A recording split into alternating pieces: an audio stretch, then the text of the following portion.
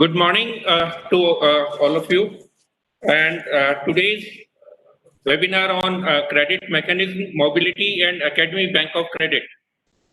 On behalf of UGC, I welcome Professor R.P. Tiwari, who is member of UGC and Vice Chancellor of Central University of Punjab. Professor S.P. Thiagarajan, former Vice Chancellor of Madras University, Professor of Eminence and Dean Research, Ramchandra Institute of Higher Education and Research, Chennai.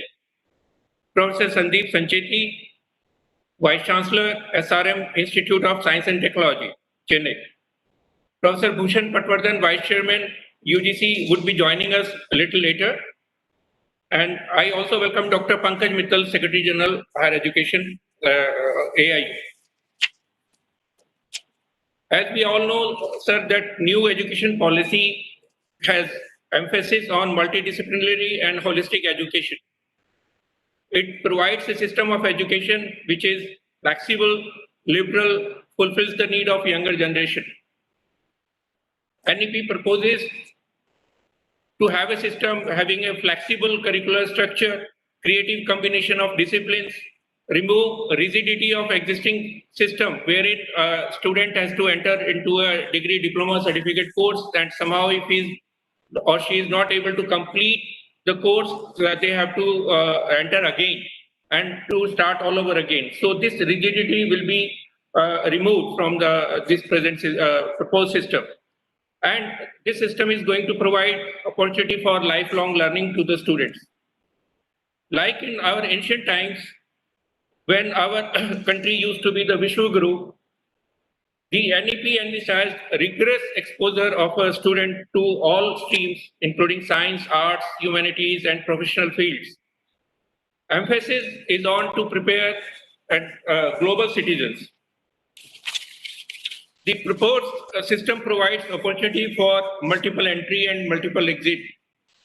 Student can earn credit from any higher education institutions and deposit in the Academic Bank of Credit. The higher education institutions will come together, they form a cluster, they will mutually recognize each other's credit and award diploma, certificate or degrees as per the mutually agreed policies. The Academic Bank of Credit will digitally store the credits and also do the credit verification and degree authentication. However, this academic bank will not award degrees. UGC has been working on this concept for about past 2 years, and a committee has been constituted earlier under the chairmanship of Professor R.P. Tiwari to develop a detailed scheme along with the implementation strategy. Then a subcommittee headed by Professor Sandeep Sancheti was formed to formulate a detailed concept note on Academic Bank of Credit. Further, another committee under the chairmanship of Professor Bhushan Patwardhan was formed to frame regulations for National Academic Bank of Credit. So the subcommittee of this committee, including Professor Sandeep Sancheti, Professor Thiagarajan sir, and Professor Pankaj Mittal, to frame stepwise implementation plan and standard operating procedures. Further, Professor S.P. Thiagarajan and Dr. Pankaj Mittal are working on finalizing the regulation for Academic Bank of Credit. So, with these words, I will pass it on to Dr. Mrs. Pankaj Mittal to take over as a moderator for this webinar. Thank you.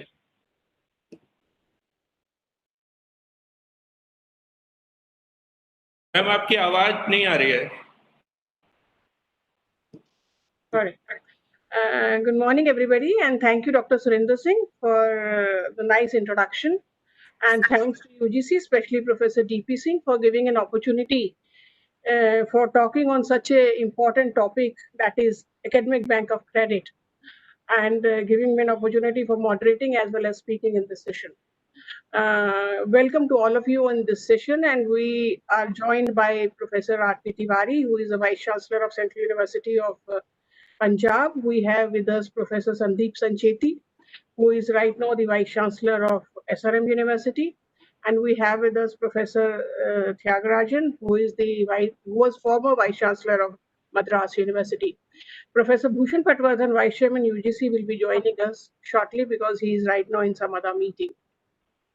Now, this webinar is a part of Shikshak Parv, which UGC is celebrating to honor the teachers. You know that the teachers are the backbone of our nation.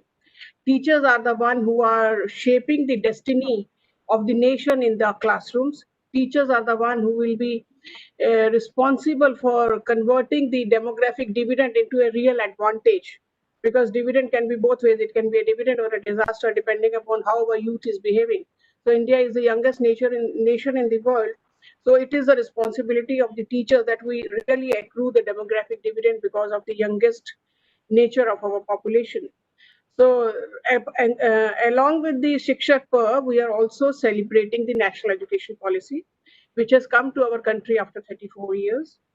And it is the most, I should say, forward-looking, innovative, student-centric, and democratic policy. Democratic because suggestions for or consultations with something like two or more than 2 lakh people was done while formulating this policy.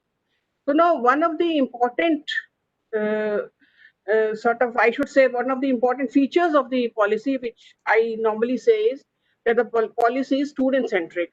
In this policy, a lot of freedom has been given to the students. I rather say that in this policy, student is treated like a king, in which he is given the freedom of speech, freedom of choosing a subject, freedom of choosing a discipline, freedom of choosing a university, rather multiple university within a program, and freedom of choosing the speed with which the student wants to learn. So much of freedoms are given to a student in this policy. So one such freedom is ABC, that is Academic Bank of Credit. So when we talk of Academic Bank of Credit, I must initiate like how the concept initiated.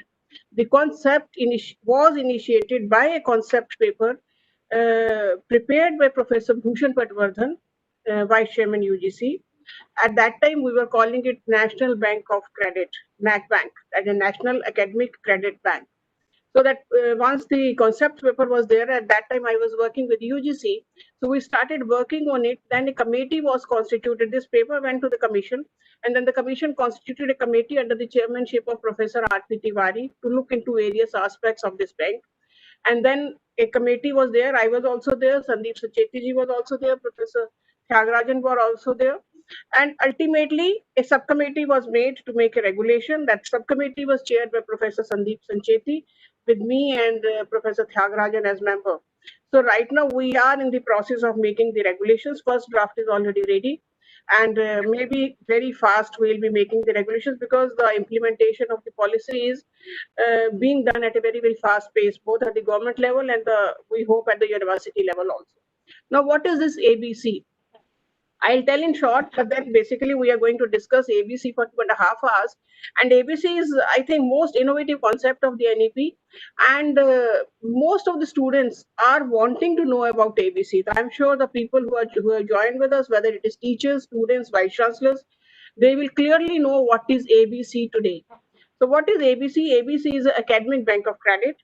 It is like a commercial bank. In the commercial bank, you deposit money. In the ABC, that is academic bank of credit, you deposit credits. So like you have an account in the commercial bank, you have an account in the academic bank of credit also. So every student can open a account in the academic bank of credit. So how will the credits be accumulated?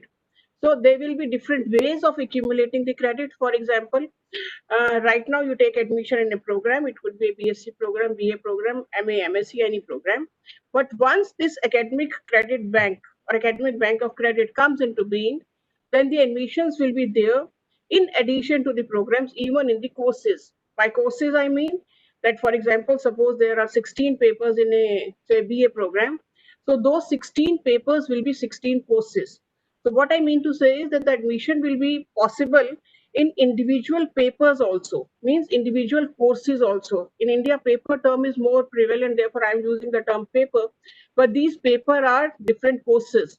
So in these 16 courses, the admission can be done in different universities. Suppose some programs or some courses you want to do from JNU, some from Delhi University, some from Hyderabad University, some from Calcutta. So you can do different courses from different universities. And similarly, you can also do these courses online, and you can also do these courses from the foreign universities. So once you do a course, like suppose you do a course from Delhi University, so after the completion of the course, you will get a certificate from Delhi University saying that this person has completed this course from Delhi University with these many credits and these grades. So with the certificate, the student goes to the academic bank of credit, says that I have got this certificate, I have earned these credits, so deposit these credits in the bank. So the bank will deposit those credits. So slowly, he will keep on accumulating credits in the bank, and the account of the student will have those many credits along with the name of the course and the grade which he has achieved in that particular course. So when he accumulates sufficient number of credits, something say suppose there are 150 credits to his credit, then the student can go to a university from where he did the maximum number of credits, and provided the credits in the core area are complete, he can go to the university and say that maybe for BA you need around 120 credits. I have 150 with me. So out of this 150, please redeem 120 credits for a degree. So the university will redeem those 120 credits for a degree, and the student will be left with 30 credits in the bank, because the credits which are redeemed will be deducted from the bank. Like in the commercial bank, when you take out the money, that money is deducted from your account. Same way, when you redeem the credits will be deducted from your bank, and you will be left with 30 credits. And against 120 credits, you will get a degree. And then one more important thing is that these credits will have a shelf life. When I say shelf life means although these credits will lie in your bank forever, but if you want to redeem it for a degree, it has to have the shelf life. A shelf life means some credits may be sort of valid for 3 years, 5 years, 7 years, 10 years. It depends upon the nature of the course. For example, a history course or a literature course may be having a longer shelf life, but a course in, say, engineering technology, artificial intelligence, IoT, robotics, all these will be having a shorter shelf life. So once the shelf life of the credit is over, then it can remain in the bank, but it cannot be redeemed for a degree. So these type of provisions are there. And then what? How will it help? It will help because then a student can learn from multiple places, but learn in multiple modes, learn from multiple countries also, and keep on accumulating credits. And this will help him not only in getting a degree in a flexible manner, but also help him in uh, gathering a lot of knowledge, because in future maybe the degrees and jobs are not linked with each other. So once that is there, I mean the accumulation of credit is there, which means accumulation of knowledge is there. The student will become more employable, and the policy does talk about employability at a great length. And again, I'll say that the policy does not talk about the unemployment. The policy talks about unemployability. It doesn't talk about employment. It talks about employability. So employability is more important, which can be very much achieved through this ABC. It will give the freedom of speed to the student. He can learn at any speed. It will give freedom of choosing the subjects, freedom of courses, freedom of choosing the multiple universities. So all sorts of freedoms are given to the student. So this is a very important concept of the ABC.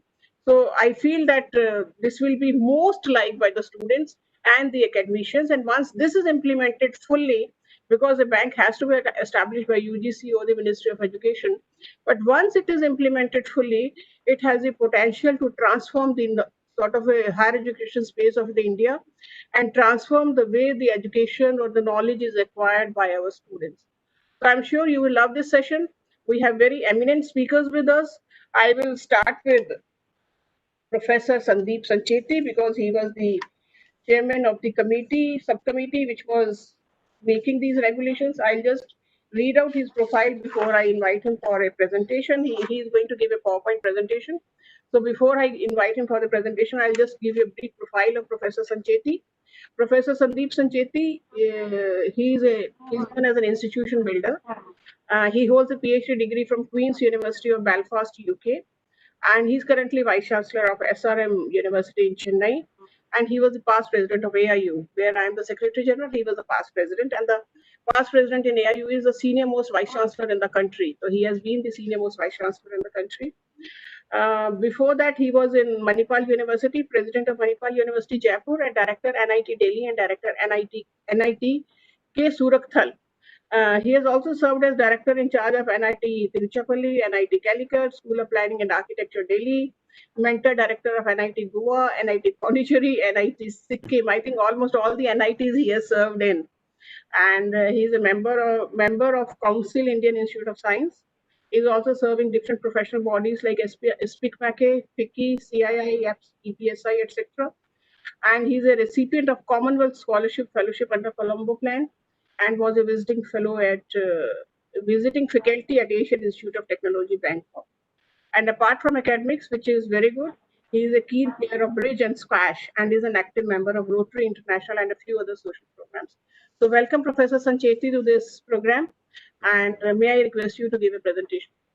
Sure, madam. Thank you so much, Dr. Pankaj Mittal, for this generous introduction. Thanks to UGC for this opportunity, Professor D.P. Singh Saab, Professor Bhushan Patwardhan ji, also Professor Singh, Surinder Singh Saab, and very distinguished experts on the panel, Professor Tiwari Saab, Professor Tyagarajan Saab, Madam Mittal, and I think Bhushan ji will be joining us. I'm very happy to be in this elite group trying to talk about a subject which is something very, very important. And I'll use a PowerPoint slide here to share my thoughts to all of you, if you permit me.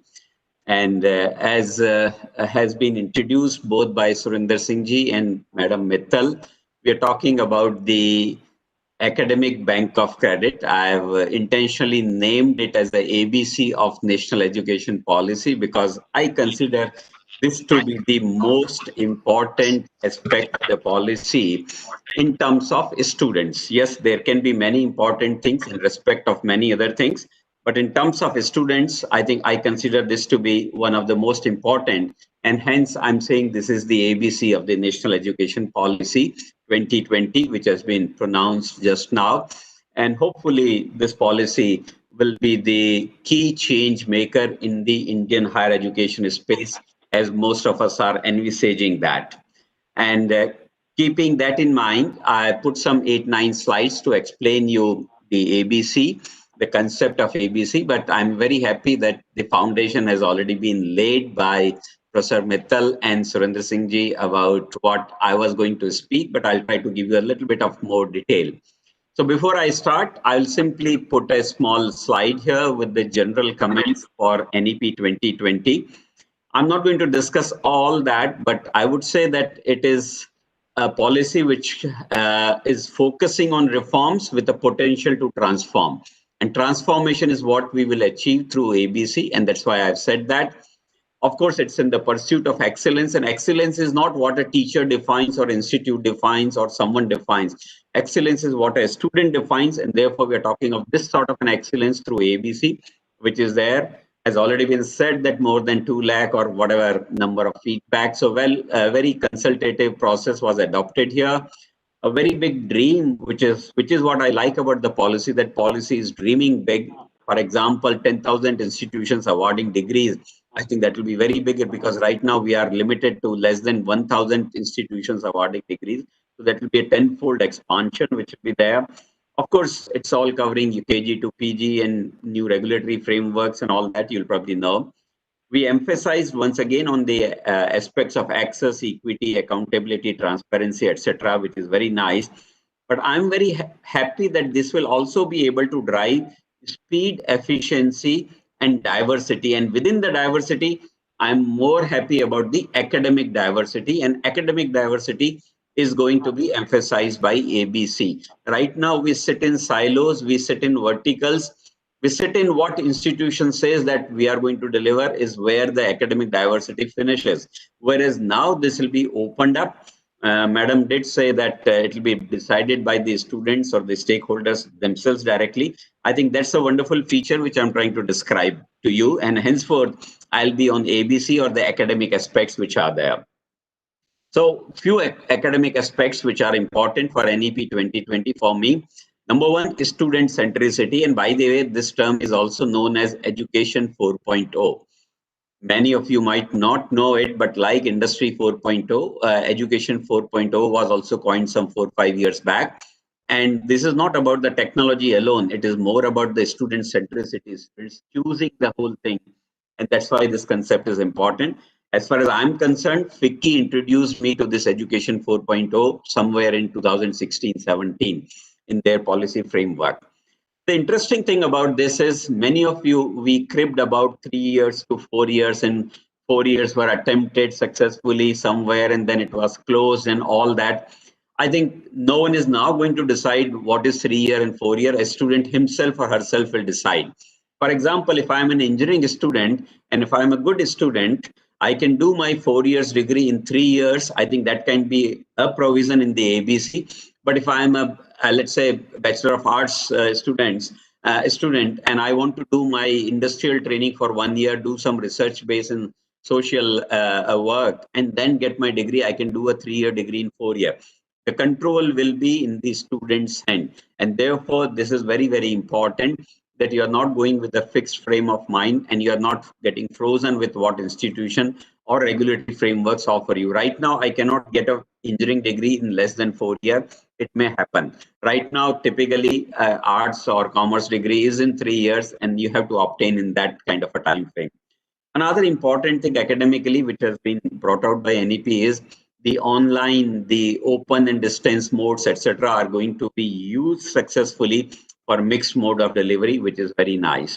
And all that, what I have said, Education 4.0 and slow and fast and mixed mode, is going to be supported by the technology in a big way. That expansion of 10,000 institutions giving degree and G are going to, let's say, 50%. Technology will be the backbone of that. And fortunately, NETF, the technology framework, has been talked about in the education policy. And let's see how we shape it up.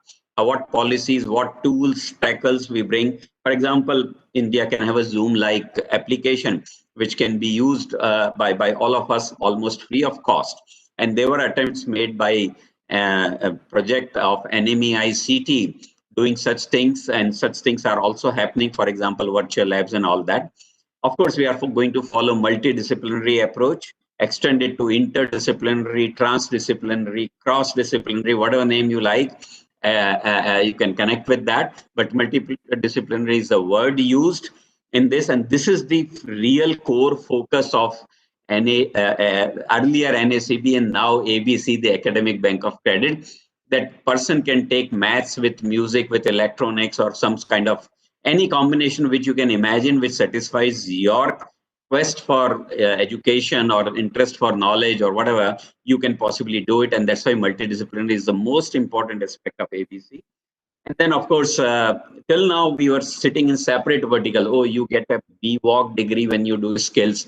You get this degree when you do that. Or you get something as a regular degree when you do this. I think all are going to be merged. The vocational and skilling credits are also going to be used for the regular degrees and vice versa. And then, of course, Madam already said about promotion of internationalization. Overall, for me, it's going to be the flexibility is the key.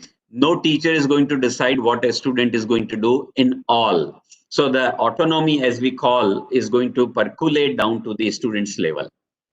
The second aspect, set of aspects of academics would be multiple entry and multiple exit. It was a stigma earlier that if I don't complete my degree in 4 years in engineering and 3 years in other programs or wherever it is, maybe 5 years in architecture, but today I can boldly thump my chest and say, hey, I took first certificate after 1 year and that stage diploma after second year, and I did job and I earned my livelihood, supported my family, and now I'm able to sustain. So I come back and do my degree. I think that is something very, very inherent to ABC once again. Of course, ABC would also allow, or NEP allows, the languages flexibility, amalgamation of arts and humanities with science and engineering, and vice versa, by the way. Maybe the arts and commerce students are not doing enough technology, so they can take that. But there is a clear emphasis on arts and humanities. Very important. Single entrance examination will make sure that till you appear in examination and till you have your result in your hand, you can decide where you want to go. Right now, what is happening right in the 9th or 10th standard, you have to freeze whether you are going JEE route or a CLAT route or something route, and then you freeze your options too early in your life, and NTA will give you that flexibility. So these are academic flexibility. Now, ABC will also help adult education. Don't take it as a adult education, which was named very popular earlier, that we were teaching the illiterate people who are elderly. I'm maybe more focused on matured learners. If I'm 25, 30 years, I'm doing a job, I cannot go and sit in a class leaving my job. And therefore, I'll be called as a matured learner, and I can still do degree, post-graduation, and whatever. And therefore, ABC will be a boon for that. Of course, ABC will also allow you examination reforms, as I'll tell you. And in a way, I will say that ABC would be having a potential of anytime, anywhere, any mode, any language, and so many other features which are going to be the new approach of education. Some of the key drivers for change, why ABC came into being. Surendra Singh ji did tell us that 2 years back, the whole initiative came. Madam told us that Professor Bhushan Patwardhan was the architect or the real seeder of this particular thing. I think these things must be in his mind, which is what I'm guessing. But since I'm also working, so I can probably interpret that these were the reasons. Number one, we had too many silos-based approach. A mechanical engineering will possibly would not know anything about electronics, whereas in the entire thing today, mechanical and electronics are getting combined, whether it's industry or applications. We know automobiles are becoming very highly electronic, and on so and so forth. Similarly, when we go to the rigid separation of disciplines, the education lacked the multidisciplinarity. Engineers hardly knew anything about social sciences, or very, very limited, or even for that matter, management and commerce, which was there, and vice versa is also true. A student didn't have any autonomy. Maybe institutions had some autonomy. Maybe teachers or department had some autonomy, but that was also poor. But a student didn't have any autonomy. Even if we offered electives, we were calling it as fixed electives. That means students cannot choose. We'll offer it in the name of elective, but it will be actually be a force upon them. And so students enjoy the autonomy. So that's also going to come. And the biggest thing is, if I started with, let's say, engineering, and I somehow didn't like my engineering course after my first year of exposition in engineering, if I have to change track, I'll have to lose almost 1 year and go to some other discipline or whatever, try something else. Whereas in this case, without losing that time, I can still gain and I can still earn my degree when I change track. So track changing is allowed. And that's, I'm going to explain that point a little later, that how the track changes happens. And then, of course, a desire for lifelong learning, as was said earlier. Quest for new knowledge will never end till 60, 70, 80, till whatever time you want. And therefore, ABC will facilitate that and convert them into degrees, diploma, certificates, whatever you wish, and with proper recognition. What are the typical expectations from ABC if one had to draw? I will possibly say these would be. As a student, on the left side, you see me as a student, and on the right side, you see what the academic institution should provide. On the left side, I am saying that as a student, I want to pick my teachers and pick my timing. I am late, getting up, late in getting up, so I'll probably pick my timings for afternoon. I'll pick the teachers because I have some problem with language or their style or their examples or their own performance, whatever, and therefore I will be able to do that. Frame my course, need and interest, I can possibly do that also. Courses means I can choose the portfolio of courses, and I can also choose whether I want to do an advanced one or a middle one or an introductory one. Whereas in the current frame of things, everything is fixed. Whatever is given to me, I have to do whether it's advanced or not. Design my degrees, I think that's a fancy word, which is what everyone does. You design your food, you design your clothes, you design your automobiles, also you design your houses. So why won't you design your degrees, which runs you for the lifetime? That's a fuel for your life, and you would like to do that as well. And therefore, student centricity comes into the picture there. Study through any mode, that's a real life. I'm sitting in village for a given time, I'll probably do online. I'm close to my institution, I can walk in and do in the physical mode. I can do through TV or Swayam Prabha or Swayam, whatever it may be, fine. I can do tutoring somewhere and I can do with some professional agency. Yes, why not? So that's the real world that I should be given the choice. And finally, learning or exams on demand. When ready, I should be allowed to study. When ready, I should be allowed to appear in the examination. And when I say I want degree, I'll come to the ABC and say convert it into degree. Here, I would like to say that the degrees will obviously be given by the universities themselves, as was said, because that power is vested in the university system only. ABC will only facilitate that. So I'll go to a given university and get my degree. My dear friends, with this, I come to the most important slide to explain the concept of ABC from my side. Kindly pay attention to this particular slide and you'll probably understand. Kindly see it from the anti-clockwise with the yellow block. Number one, any subject, any combination. And therefore, it will break the norms of specializations, and it will also more interdisciplinarity will come into this, or multidisciplinarity will come into a picture. There are finer differences between these terms which I am using. Multiple disciplines when they come together, and interdisciplinary when they mingle together. I think that is a slight bit of difference. You can take it as a one term only. And therefore, you can choose any subject combinations. Many examples have been given and many more can be given. And you can make your degrees the way you want by choosing the right combination. I want a commerce degree, I'll take bulk of commerce specializations, and I can choose rest from technology or arts or history or whatever I want. I can possibly do that. Even from medical, I can do that, which is generally not offered to the normal discipline. So I can do that. Public health is very, very important, especially in COVID times. So why shouldn't I be educated on that? I think the industry demands a lot of things on communication skills, etiquettes, mannerism, and so on. And these are done by the hotel management people. So I should be able to take those courses to build my career depending upon what my choice is. The second thing, which is in the purple here, merging of regular, distance, online and virtual modes. I think this will be the mode mixing or notion of modes of education. We somehow put the distance education in a very poor performance mode for whatever reasons. Now those will be flattened. All will be treated equally, in my opinion, with the ABC coming in. And therefore, this will pave way for what we call flexible education. Flexible will be very, very important because in my life, I want to change the language also. I want to study the new course at the age of 60, 65. Every flexibility is with me. Otherwise, an institution will not give me an admission beyond 25, 30 for a given course, but here I can get. So flexible education will come. The third, obviously, will be lifelong learning. Enablement will happen.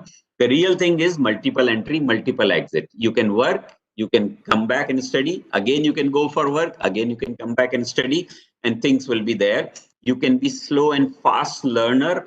That is a notion which will be there. And I already given you an example. Even an engineering degree can be done faster, or even an ordinary degree can be done slower, whatever way you want. And therefore, fast and slow degrees can happen. Now, this is all with the presumption that whatever we are envisaging will go through. This is a work. ABC is a work in progress. As was told to you, various committees are there. All the members typically are available on this panel itself. They will also share their views. This is work in progress. The final shape of regulations will tell how many of these will be starting to begin with, how many of them would be accommodated or included a little later once the scheme matures. But as the scheme progresses, we'll learn a lot, have the feedback, we'll constantly keep reviewing. And therefore, some of the features which I'm trying to explain you are dreamy or are really high level, may be coming a little later. So don't go by that, but go by the spirit of what we are trying to explain, which is more important. Then has been already told to you on the green block here, national or international institutions. You can study from anywhere. I like one course from Berkeley. I like one course from Oxford. I think those will be possible and I can transfer the credit. Institutions will have a very clearly defined framework for those credit transfers, and so on, so forth will happen. So there will be no physical campuses. There will be no locations which are required that you are present at that location or not. I think that will be important. Already said to you about the ABC, it will be a bank-like thing, and therefore what you'll deposit in the bank will be credit. Credit will be equivalent to money, and therefore this will be what will be called as an educational currency. And this currency can be encashed or deposited or whatever you can earn. And even if you don't want to earn a certificate, degree, diploma, and go and tell someone that I have done this course of a particular thing and I earned these many credits from Oxford or maybe IIT Madras or IIT Bombay, I think people can still give you value even without degree and certificate because they will value that. And by the way, just a small suggestion here is that if you do an X amount of credits from the given institution, the given institution is likely to deposit your credits into the bank, provided you have opened a bank account. Like someone pays me for some services rendered, then I give them my account number and details and they deposit the money in my account. Same way, institution will deposit your credits into your account, provided you do the course and tell them what are your account details, and those will be credited there. And so finally, this is a slightly radical, you can say, suggestion, the top blue box here. If you can see, Bachelor of Liberal Education. So I happen to choose courses which are from many different, let's say, disciplines. Say 3 courses from commerce, 3 from arts, 3 from medical, 3 from engineering, 3 from hotel management, whatever it is. I made a potpourri of courses. And then finally, when I go for degree, the degree giver or the institution doesn't see a specialization in my domain. In that case, they may say, sorry, you can't get BCom, you can't get BSc, you can't get BTech, you can't get this, that. But I have enough credits earned to earn a degree. In that case, they may possibly give me a Bachelor of Liberal Education, like we have Bachelor of Liberal Arts possible or Bachelor of Vocational Education possible. This will have to be coined. Obviously, the experts will deliberate on this particular issue. And then the Bachelor of Liberal Education can possibly come into play, that people who have varied nature of courses done over a period of time, 5-10 years, may still earn a Bachelor of Liberal Education. So that is the kind of flexibility. I didn't want to make this slide very complicated, so some points I've eliminated from this. I'm sure other experts will share, or maybe some points are coming later in my last 2 slides. But this is going to be something which you can imagine, and it is going to be there in the ABC in long run. In short run, we may start with some constraints and restraints, but in long run, it's going to be a very open-ended policy. And with this, I'll come to the last 2 slides from my side. Some key advantages of ABC. Number 1, change of specializations or institutions anytime, which does not happen easily right now. And this is in favor of a student. They come to my institutions, they didn't like my institution, they can say, thank you, Professor Sancheti, you were not a good teacher, your institution was not good, I'm going to another one. They can experiment. I can choose my own flowers, I'm calling them as subjects or courses, and make my own bouquet, which will be my degree ultimately. And therefore, it's my choice. I like red or white or yellow or green, whatever it may be, or which types and what cost and all that. Certificates, diplomas, degrees can have better industrial or societal relevance now. You cannot blame that institution was not doing what was not right. There'll be plethora of agencies from where you can do different things, and you can choose the portfolio you want. And therefore, the relevance of what you're doing is going to be very important. You can pick your courses based on best institutions, best courses, best teachers, best timetables, any other parameter also. I can't explain those. Certainly don't go by the best one who gives you easily marks. Don't go by that, because they will possibly not deliver you the right knowledge. Timetable are important because you might be a working person trying to earn a degree. Timetabling will be important. I have fancy for an odd teacher who teaches in IIT Kharagpur or maybe teaches in Delhi University. I'll be very happy to take that course whenever that is offered. So that will be something very nice. You can also decide the level of course. I may be a starter in a course, but I know that I'm very good at something like coding. I can take an advanced course in the coding, and therefore I can take a UG level course, PG level course, introductory course, or doctoral level course if I so wish, to prove what I am and what my worth is in a given time. I don't have to waste that every time I go through the same channel of doing the introductory and then advanced and then super advanced like that. Many laboratories and schools will be offered in an online mode. Everything cannot go in online, so you can do sitting at home 24/7. That will be a feature which will be part of ABC. There would be more ease of establishing equivalences. That is from the part of AIU, madam. You will be sorting out lots of issues which are time constrained in your case, that, oh, it's not done in 3 years or 4 years. That will not be important. That ABC will give you advantage, and especially the international ones, which are slightly different. Already they are fast and slow, so they will be matching very easily in Indian context. Of course, I have said to you about the Bachelor of Liberal Arts, but the most important part of liberal education, the important part is vocational or skilling courses and credits can be merged for award of degrees. So now that stigma on the skilling would go away, and that, oh, you are BWalk, can you do a PhD in this skilling, can you do a master's in this skilling, how would that happen? I think that will all go away. And my own understanding is the last statement here. If you can read it carefully, it is best suited for top level students who will go in a higher flight and who will do much more. If I'm giving a degree at 130 credits, he will try to obtain degree with 160 credits with some advanced courses or different courses. So it's best for a top level student to attain higher levels because their speed is faster. Similarly, it is also good for the slow ones. See, what we decide in a given course is for an average performer, an average requirement. Now, average is fine. We are doing the average job and the status quo of all those courses will remain. ABC is not going to wipe off the current mode of education delivery or whatever we are doing. That will going to stay. But my take is top 15% will take advantage on one side of it to go faster, and the bottom 15% will take advantage on the other side to go slower as per their pace, so that they need not fail every time. They will eat only that much what they can digest very easily, I think, and therefore they will also attain the degrees without any you can say stigmas once again, because otherwise they are called failures, that you failed and attempted 4 times and so many backs and all that. So they can decide their speed. I think ABC will give that control also. And I come to my last slide, and that is the some key operational elements, performance parameters of these. And number one, NAD is like to be a body which will operationalize the scheme, a like body. NAD-like body will be created for ABC, and that will operationalize the scheme. Each aspirant will have to enroll with the formal body constituted for ABC. So you'll have to create your account. Account opening will be in your control, and then only institutions can transfer your credit. Initially, we may choose some top performing institutions or good institutions like Institution of Eminence, category 1 or 2 as described by UGC, MHRD, and also maybe ones with this NAC rating or any other ratings, they will be chosen. It will not be that all the 1,000 universities will become partner. And it is also not a force upon them that everyone will become a partner. They will also be given a choice if they would like to become the partner. And I'm sure the top ones will like to become a partner because they like to experiment with this very, very new idea, which is fascinating for everyone as far as I think. Fee charge will be a very, very different thing. Madam called it as a course, or you call it as a scheme or subject or whatever, doesn't matter. It will be based on the credit. Credit will be given to a subject. Subject will have 3 credits or 4 credits.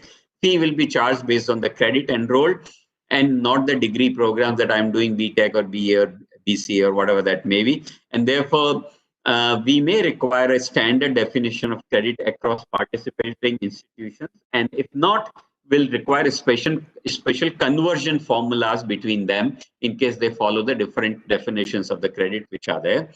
Credits, already said, will have a certain validity, which can vary from anything like 5-10 years or whatever it may be. Madam has very well explained that how it can be decided. Some of the technology courses which are fast moving probably will have less validity. But I think nothing would be less than 4 to 5 years, because if I earn my credits in first year for a 5-year degree program like architecture, my credits are always valid for 5 years. So my take would be minimum validity would be for 5 years. I think same way my take would be maximum would be for 10 years, except possibly for languages. Once attained, those probably can retain as it is, something like that. So we'll have to take a call on that. And that's how we'll do. And credits once used cannot be reused for any other purposes, cannot be transferred. But you can decide to which degree you want to use your credits. I think that's the point I'm trying to make here. Multiple entry and multiple exit is permitted, and therefore this explains in nutshell what is the mechanism, what we call the ABC. I'm just using this as a prop to explain you that in a conventional education system, at a 0th year, you enter in an institution. Let's say after 3 years, you get a degree. So you come out of this particular pipe. I call this a pipe. This pipe remains to be a very fixed pipe. Between 3 years, anything goes wrong. Anything you want to do, you cannot do. Either you get a degree or you don't get a degree is a typical answer we used to have till now. Now this pipe is not a fixed pipe. This pipe is going to be a leaky pipe. That means you can make an entry and exit anywhere, anytime. and then once again you can get in, and therefore you can continue in this pipe. So in physical sense, you can understand the ABC through this particular pipe kind of a structure. What it basically means is it gives you a 360-degree of freedom in terms of movement, as I was trying to explain you through certain courses. And this is how the scheme is going to work. And the final point is you can enroll in multiple institutions also. That is what I perceive from this policy. I can do one credit simultaneously, one course from one institution, second course from second institution. I have to make my own timetable, availability, access, and therefore I will need not take admission till I decide in any institution, till I decide from where I have to get a degree. And the final point I'd like to say to you is that one will have to also follow certain norms by the universities. Universities themselves or the degree awarding institutions themselves will also define certain norms that who will be covered under ABC and how ABC will award the degrees for them and all that. So some norms will come out from them, which I am not trying to explain here for sake of clarity. And they will also say that when you will register if you want a degree from us. And the final concluding points, education has been slow moving in terms of quality and diversity. So ABC will drive and improve it. Empowerment of all stakeholders through autonomy is important. ABC will drive the autonomy of students, which was very, very meager till now. Adoption of technology in teaching, learning, and evaluation processes was poor, and therefore ABC will use them and will be greatly supported by technology. And finally, education will be omnipresent with anytime, anywhere, any mode, any language, any speed, and many specializations with the advent of ABC. This is what I think. And finally, the ABC scheme, in my opinion, knowing what NEP I have read and understood, the General Education Council of HECI, the new framework, should drive the ABC scheme. This is my take. With that, I'll possibly close. Any observations or suggestions later are more than welcome. Thank you, madam. Thank you, everyone. Thank you. Thank you, Professor Sancheti. You can stop sharing. Yeah, thank you. So thank you, Professor Sancheti, for an excellent and very, very comprehensive presentation. Till now, we used to feel that the pipe should be robust. Now we understand that the leaky pipes are better than the robust pipes. So thanks for giving. You are an engineer, so you are giving it from an engineering perspective. So a leaky pipe is now available to the students for doing graduation. But in the nutshell, I mean, you have talked about many things like academic diversity, education 4.0, lifelong learning, which will be available to the students now. But in one sentence, if I can use it through one Hindi filmy song which was there, now for the students, na umr ka bandhan, ना जन्म का बंधन, ना university का बंधन, ना subject का बंधन, ना कंट्री का बंधन, और ना मोड ऑफ education का बंधन. They can learn from any type of education, regular or online. So a very, very beautiful concept, a very beautiful, innovative concept, which will help the students a great deal. So with that, I will shift to Professor Tyagarajan.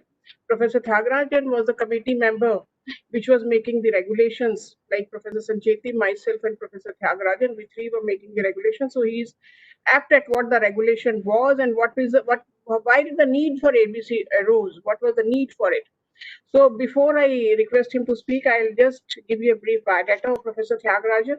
Professor Tyagarajan is a DSc in medical biology, and in addition to his PhD and MD degree, he is also a fellow of National Academy of Sciences and National Academy of Medical Sciences. He has put in something like 50 years of teaching and research in Tamil Nadu medical colleges. He in University of Madras and Sri Ramchandra Institute of Technology, Sri Ramchandra Institute of Higher Education and Research. He has completed about 60 research projects funded by national and international agencies. Till date, he has published 347 research papers and 20 books. He is recipient of 42 international, national, and state awards. Congratulations to you, sir. So many awards to your credit. He has collaborated with scientists and clinicians from about 26 countries in his career. And he has also patented a drug called Virob for the treatment of chronic jaundice, that is hepatitis B. So that is from a medicinal plant he has brought out, and he has patented the drug. Professor Tyagarajan, on completion of his term as Vice Chancellor of Madras University, where he was there around 5 years back. So after completing his term as Vice Chancellor of Madras Universities, He is right now the Professor of Eminence and Dean Research at Sri Ramchandra University in Chennai. And he is also a member of expert committees of UGC, ICMR, DST, DBT, DRDO, MOES, WHO, NAC, and so many others. So welcome Professor Thiagarajan to this committee and this webinar. May I request you to please tell the audience about the need for ABC, why the need for ABC arose, because the education is going on as it is. So what was the purpose of having an ABC and what type of regulations you are contemplating for running this ABC? Thank you very much, madam, for your kind introduction. And I hope I am audible to all. This particular phenomenon is a game-changing phenomenon, as it has been highlighted by Dr. Sanjay already. So I will just try to share my screen and take you through some of my presentation today. Kindly tell me whether you are able to see it. Is my screen visible, madam, and the audience? See, today we are aiming at... At present, the screen is not visible. Oh, sorry. Give me 1 second, please. Sure. Is it now visible? No? No, sir. Not yet, sir. Okay.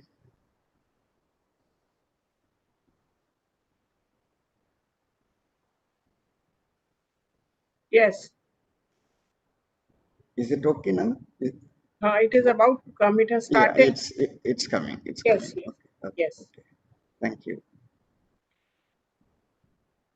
The National Education Policy 2020, the main aim of it is to really transform our student population with 21st century potential. The potentials can vary from varying aspects of higher education. How are we to get this practically implementable? And that is where the need of the academic bank of credits has come into being. We have to really go back to our ancient systems of Indian education if we have to understand this fully. All of us know that we have been a very rich country in education, culture, ethos, and so on. And the ancient Indian education and knowledge systems not only included just the education per se in its core understanding, but also it included darshanas, which are philosophical worldviews, vidyas, which are knowledge sources, and kalas, which are specialized skills. There are clear-cut documentation that are available today that there were 64 kalas, which are arts, and 14 vidyas, which are skills and techniques in ancient India. And people used to have a multidisciplinary kind of an approach to undergo this in their educational systems. There are again documentation to show, even about 2000 years ago, even Krishna and Balarama have undergone all these kalas and vidyas during their educational career, and that has transformed the entire nation. And these arts, to show that they are interdisciplinary, they included science like mathematics, medicine, sculpture, architecture, music, language, and other kind of behavioral aspects too. This demonstrates that our country has been actually working on multidisciplinary aspects. In fact, it is the entire country which has been following this kind of a heritage and culture in a multidisciplinary way.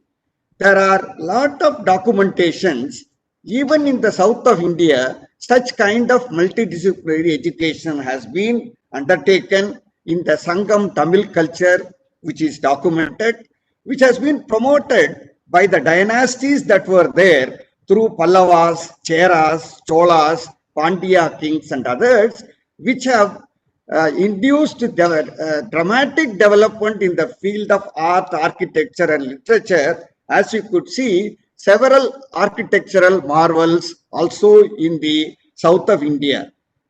The grammar, texts and others were also in existence even at 500 BC. And these were the various South Indian kind of initiation of ancient education. And there were scripts that were available even by 500 BC at that point of time, demonstrating the multidisciplinary nature. When you come to a formal education in ancient India, we always talk about universities like Nalanda, Takshashila, and others which have attracted students in an international way. As we are talking internationalization today, this has been prevalent in our country, wherein students from several Southeast Asian countries and Middle East Asian countries have also come into being, and these universities had excellent residential facilities for more than 10 students and 2,000 teachers and so on. And the whole kind of a curriculum package has been multidisciplinary, which has been revealed from the writings of Yuan Song. And in addition to that, you could see the legendary figures Chanakya, Panini, Chandragupta Maurya, and Aryabhatta. All of them have graduated from Nalanda and Takshashila. And these universities had collaborations with universities in other parts of the country, like Kanchi in Tamil Nadu, Bihar, Bengal, Bangladesh, and areas which are presently called Pakistan. So that is the greatest wealth of our country. The National Education Policy 2020 attempts to bring in this cult of a multidisciplinary approach ingrained through the cultural and other related arts, humanities, social sciences, technology to be brought together. And as it has been already highlighted by the chairman of our committee, Dr. Sanjay T, the four outcome pillars have been that to transform the students from a teaching mode to a learning, relearning, and lifelong mode, making them to get transformed through a realm of rigidity to flexibility, from working in silos to holistic and multidisciplinary kind of an higher education delivery, making the students as users of knowledge has been in existence, which needs to be transformed to creators of knowledge, and the students, instead of being job seekers only, will become job providers and job promoters. So these are the kind of the outcome pillars that have been focused in this particular policy. So why should we need this academic bank of credits? So if you look at the overall framework of the national education policy, the whole idea is to integrate the ancient Indian education with 21st century university education. How do you really bring them together? First and foremost, to bring in the holistic multidisciplinary higher education reforms as the core activity of higher education. Then make a synergy of vocational education with the regular education. Include value education as an integral component of the education. Bring in Lok Vidyas, which are the traditional arts, sculptures, and other kind of skills that have been there all along in the ancient India, to be inculcated to the students using native expertise or field expertise that is available. Reframing skill education with internship and incubation centers, which is the modern concept. Integration of global citizenship education in tune with UNESCO's Sustainable Development Goal 4, which is again to make a globalized citizen our own students. In order to make it very effective, strengthening of Indian classical languages, literature, and scientific vocabulary of Indian languages is another facet of NEP 2020. In order to make it technologically sound, make functionalization of e-education along with face-to-face education is another approach of reform that is being taken in. So for all these things to happen, since there are multiple type of reforms that are being planned, They require quality curricular framework. They also require assessment tools. They require technological support and national level operational structure. That is the basis for evolving this academic bank of credits by the National Education Policy, upon which the University Grants Commission is now working on. I will not go into the details because already it has been explained, except to tell you why there should be a more holistic education. If you have to develop the students and the youth as a well-rounded individuals who will possess the 20th century capabilities and capacities, there has to be a holistic education, because in long term it has shown that even for professional, technical and vocational disciplines, this helps in making them as globalized citizens. This will also provide, in when you combine humanities, arts, science, technology, medicine, etc., they will provide them a comprehensive potential of creativity and innovation, critical thinking and higher order thinking, problem solving abilities, teamwork, communication skills, etc. So they will also be able to employ them in whatever research that they will like to do in a holistic way. Then it becomes a matter of societal value.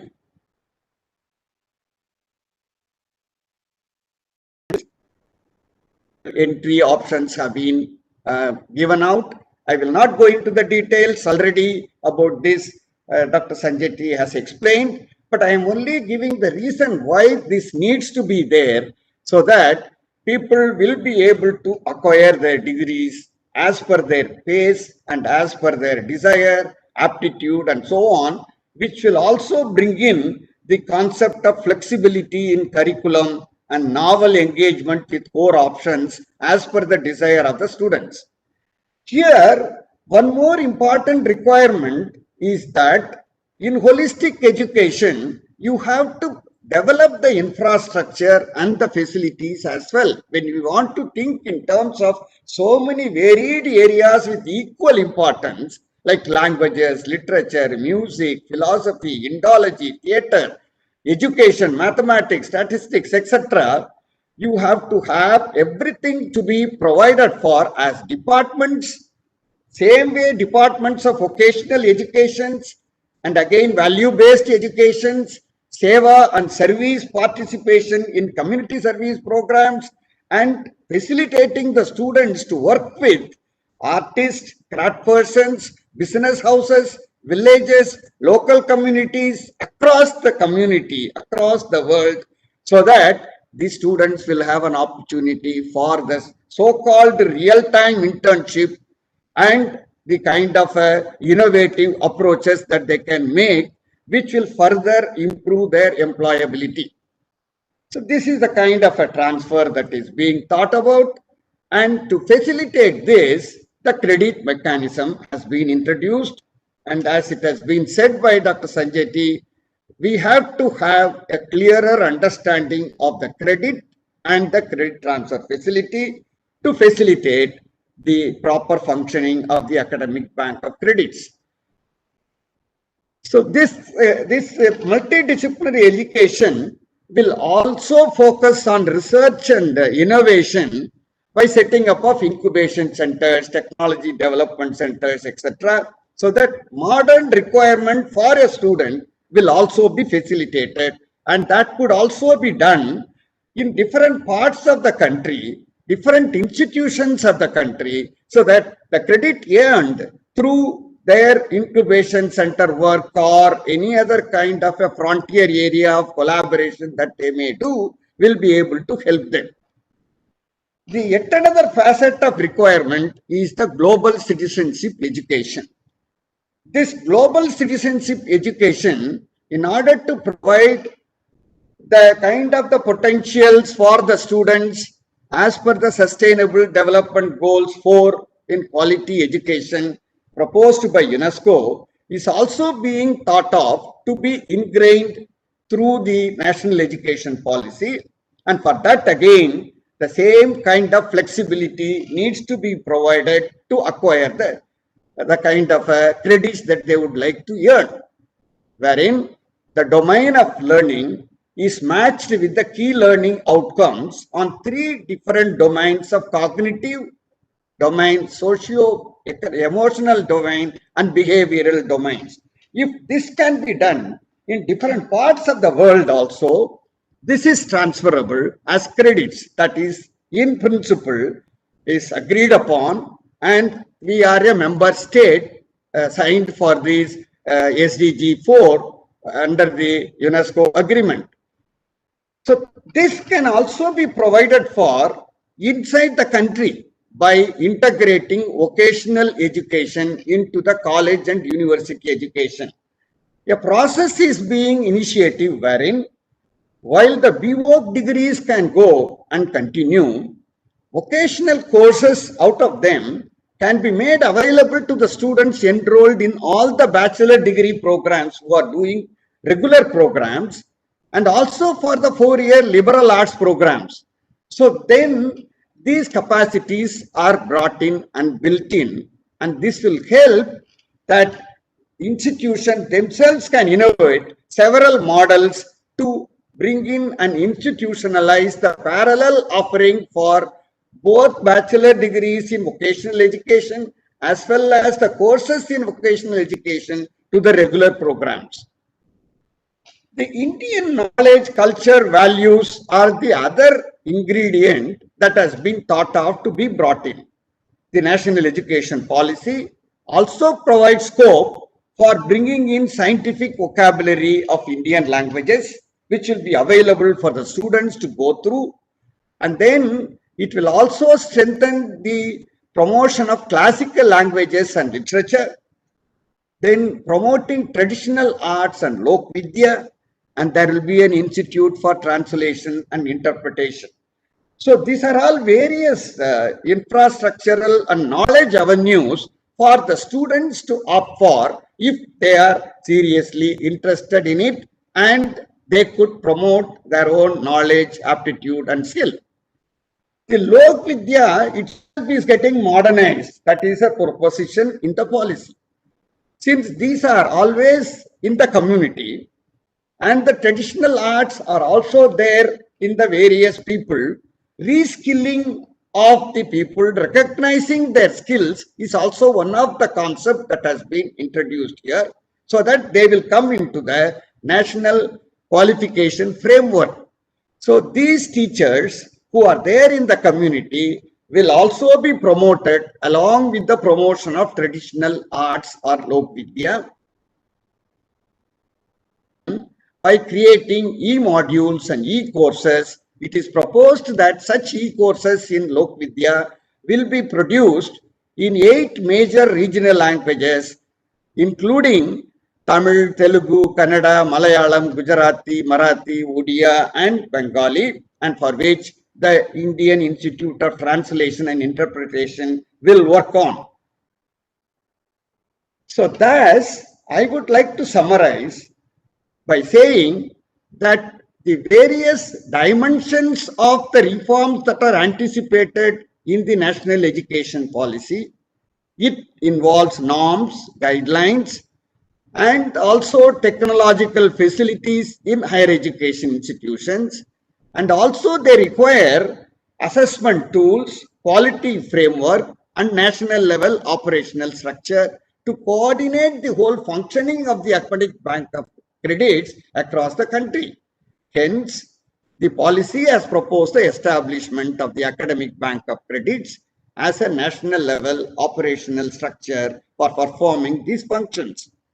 The definition that we have proposed in the regulation for ABC is the National Academic Service Provider as a digital virtual online entity established and managed by the Ministry of Education, UGC, to facilitate all students of the specified higher education institutions to become its academic account holders, to allow distributed learning systems by creating a seamless student mobility within inter and intra-university system through a formal system of credit recognition, credit accumulation, credit transfers, and credit redemption. And that is what is being finalized. And we hope that through the Academic Bank of Credit, our children of the Indian subcontinent will be global citizens and they will be flying with all the potentials of the 21st century. Thank you all very much. Thank you, Professor Tyagarajan. Thanks a lot for explaining the need for having an ABC and how ABC can help us in acquiring traditional knowledge, the one which is ancient knowledge in 64 kalas and 14 vidyas, and also skill education. Right now, academics and skills are totally two diverse fields. So one cannot, if one goes to academics, he cannot have skill education. One goes to skill, he cannot have academics. So right now, with this ABC, there will be a possibility of having both skill education, ancient knowledge system education. The rigidity will be going. There will be a lot of flexibility. The students will become, instead of users of knowledge, they'll become creators of knowledge. There will be a holistic development, and above all, instead of becoming job seekers, they'll be becoming the job producers or job creators. So very excellently explained, Professor Tyagarajan. Thank you very much. That why the need of the ABC is there. Now we have with us Professor R.P. Tiwari. Professor R.P. Tiwari, I'll be asking you some questions because two very detailed presentations have already been there. So instead of having a presentation, I'll request you to answer some questions so that the concept is clear to our viewers. But before I invite Professor Tiwari, let me tell you about his biodata, what Professor Tiwari has accomplished in his lifetime. Professor Raghavendra P. Tiwari is currently the Vice Chancellor of Central University of Punjab, Batinda. He is a geologist because he has obtained PG degree in geology and then he did PhD in geology. Prior to becoming Vice Chancellor of this Punjab University, Batinda, he was Vice Chancellor of Hari Singh Gaur University, again a Central University in Sagar, Madhya Pradesh. And before that, he has served in the Mizoram University for about 32 years and is also currently holding the Professor HAG in the Mizoram University. He specializes in various in geology, in various aspects of geology, and he has supervised something like 18 doctoral theses and successfully completed 8 major research projects funded by DST, Ministry of Earth Science, Government of India. He has published nearly 100 research papers in national and international journals and edited 2 books. He has been conferred with L. Ramarao Birth Centenary Award for significant contribution in geology and Dr. S.M. Naqvi Gold Medal Award for significant contribution in Indian geology in 2014. He is a member of University Grants Commission and also a member of the Executive Council of NAC. He is member advisory committee of NCRT, National Level Standing Committee for Inspire, and many more. And Professor Tiwari has established 3 state-of-the-art laboratories, seismic GPS, geodetic, and paleomagnetic investigations designed to study regional geodynamics. So, Professor, a very highly accomplished man, Professor Tiwari. May I ask you, Professor Tiwari, one question? That why should we have an academic credit bank? Because why not the universities themselves exchange credits between them as a donor and recipient? What is the need for having an academic credit bank? Because if they can do it directly, why to have such superstructure as academic credit bank? How will it benefit? Can we do it? Can the universities do it on their own? And one more thing, that if we encourage 100% flexibility and mobility, like students can do any type of credit, any type of subject, any type of course, then will the student acquire in-depth knowledge of their main subjects? What happens to the main subject? Will the main subject be diluted? So 2 important questions, sir. That one, why should we have an academic bank of credit when the universities can mutually transfer the credits between each other? And second, will we be sacrificing the in-depth knowledge of a particular subject when a student is studying through academic credit bank? Over to Professor Tiwari. Thank you, madam. Before I actually attempt answering or clarifying your questions, I would like to say something other than what 2 previous distinguished speakers have spoken about Academic Bank of Credit. Professor Tyagarajan, very senior academician of the country. Dr. Sancheti, with whom I have worked in a committee, and I have always found him very logical, very rational, and to the point. Of course, Dr. Pankaj Mittal, madam, she knows almost every issue of the higher education. Dr. Surendra Singh, who has been smiling when Dr.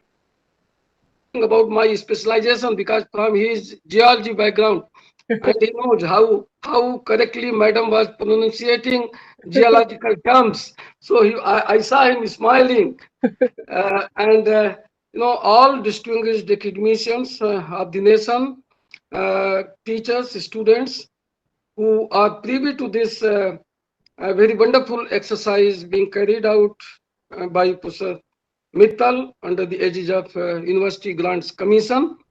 We have listened to very lucid presentations, and almost both the speakers have covered almost all the aspects, and they have correlated with the national education policy, how it is going to be useful, and how this academic bank of credit will facilitate anytime, anywhere, any type of learning, and how it will internationalize the education pathways, and how it will integrate different forms of learnings like like conventional learning, regular mode of learning, distance learning, vocational education, and all that. This is all win-win situation in almost every aspect, and this will give opportunity to our nation to transact knowledge in the latest form that is available anywhere in the world.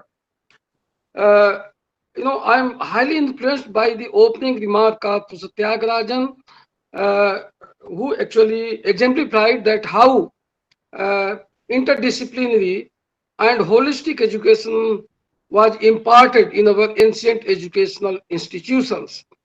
I would like to further supplement what Professor Tyagarajan has said is, in fact, if we see in India, the concept of academic credit bank is not new. We have a number of examples where a disciple, a Shikshak, receiving knowledge from a particular guru, and he has certain quest of knowledge in certain area in which a particular guru was not competent, so he used to refer that disciple to some other guru.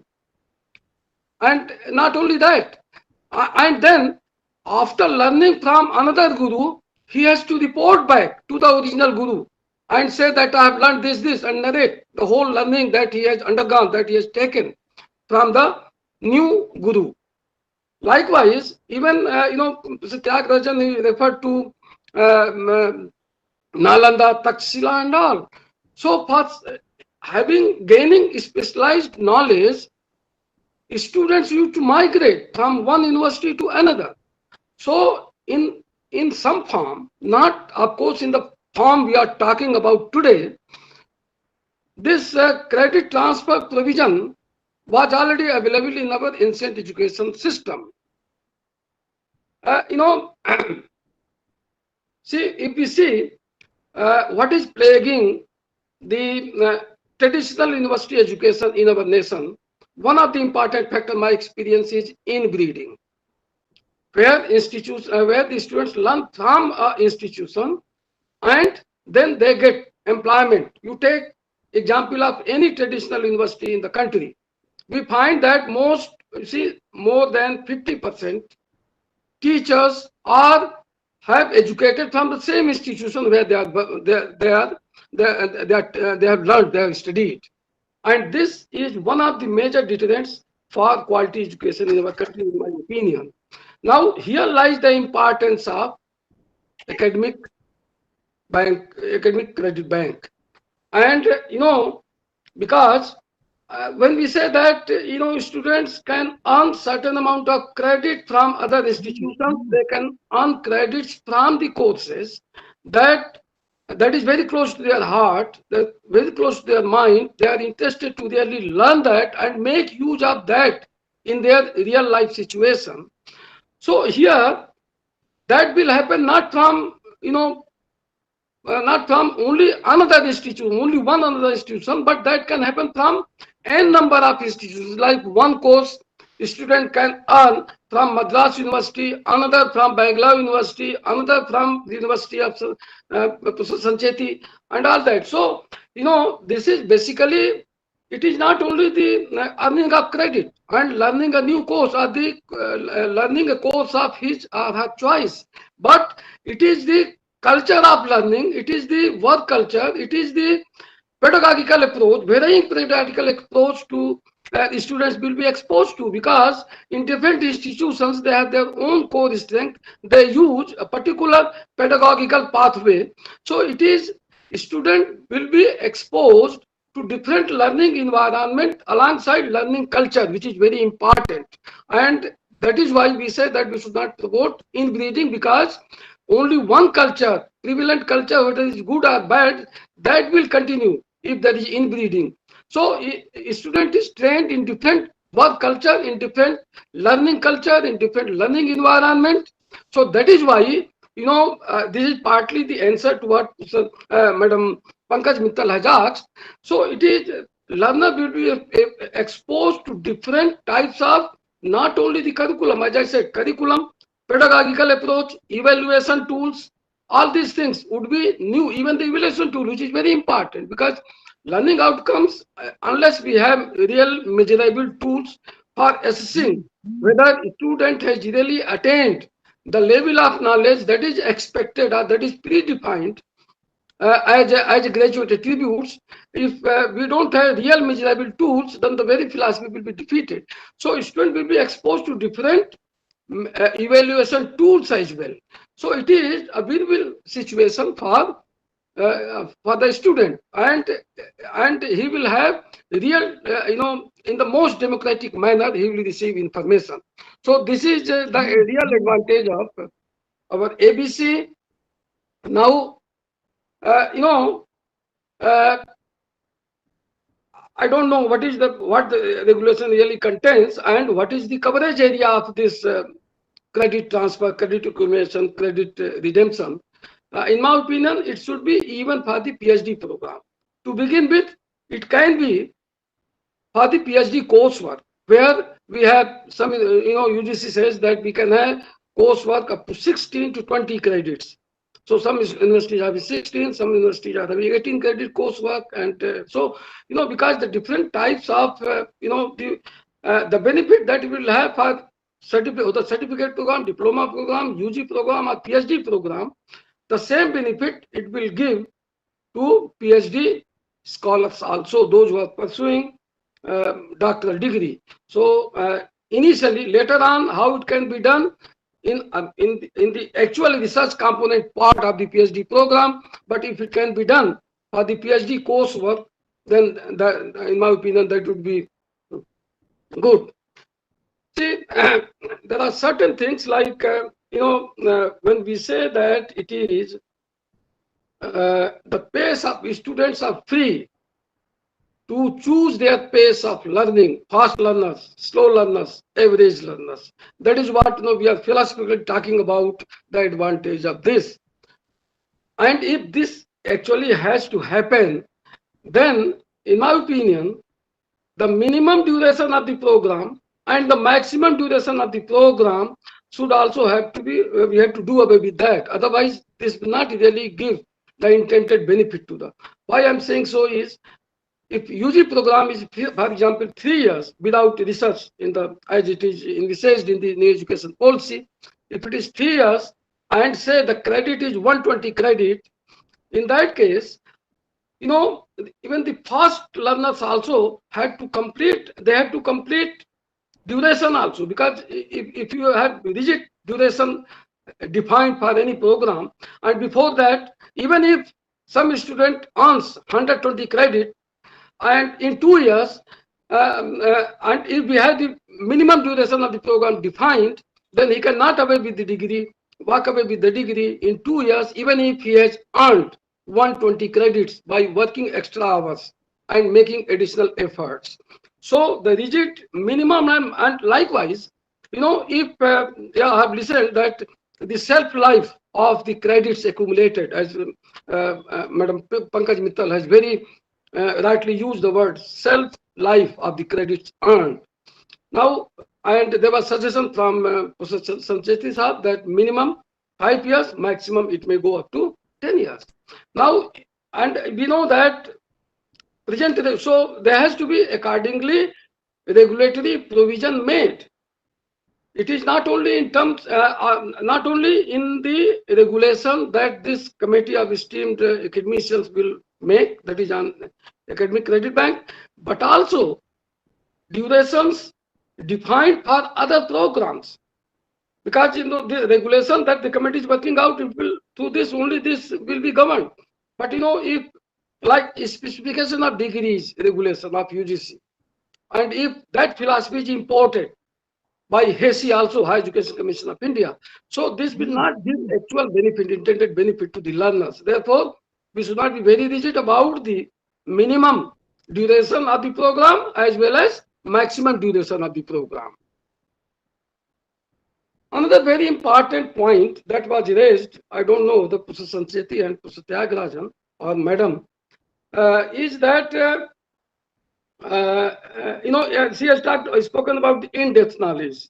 Now, another, see, it will bring universalization of not only the pedagogical approach and also the evaluation measurement tools, but also the contents. Because, a student of Madras University cannot opt a course of Central University Punjab unless that course is much more higher in quality than what is offered in Madras.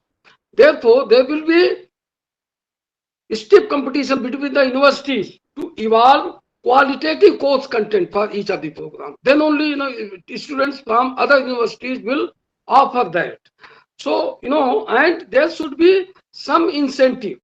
Like if Madras University course is offered by maximum number of students from other universities, there should be some incentivization for such educational institutes which are attracting large number of students for other institutions and actually universalizing the education and democratizing the education and providing different learning pathways, learning environment to the large number of youth of the country.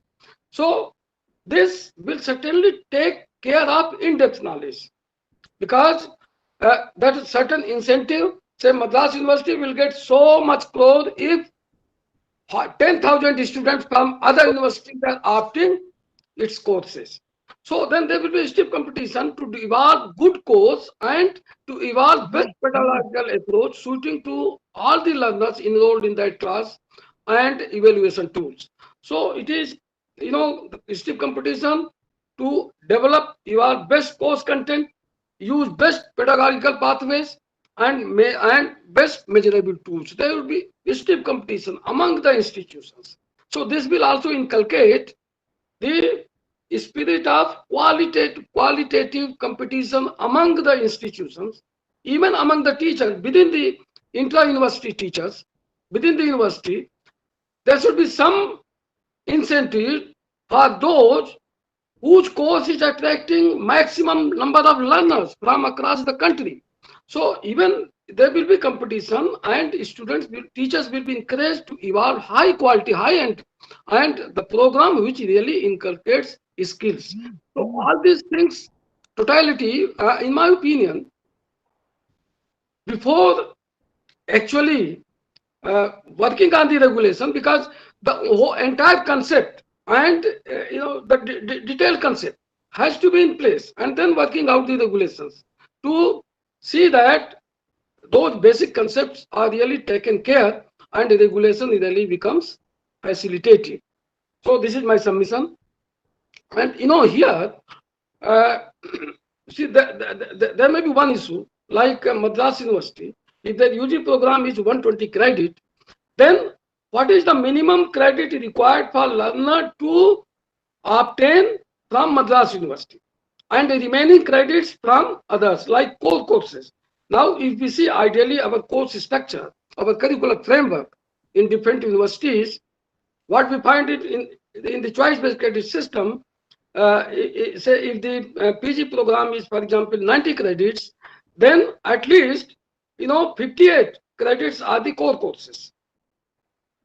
And so whether this will be limited only for our external this open elective and minor elective, major elective, and core course, what we have 3 types of nomenclature. So that also is to be very carefully thought, how much we will open initially. So this is another thing. And the minimum credit degree awarding institution, how much minimum is to be earned by the learners from the university, from the parent university where they are actually enrolled. So and there may be many more issues. So this very wonderful concept, but we have to still understand it in much more detail, its pros and consequences, and in depth, how really, in addition to what has been thought so far by us. Professor Santesi has covered almost several other covers, but there has to be, in my opinion, there has to be national debate on this issue, and then the best out of it should be taken, and then it should be implemented. I'm sure, as Professor Sancheti and Professor Tyagarajan sir have very amply demonstrated, this is win-win situation for the Indian higher education system. This is win-win situation for students, for learners. This will meet their varying learning needs.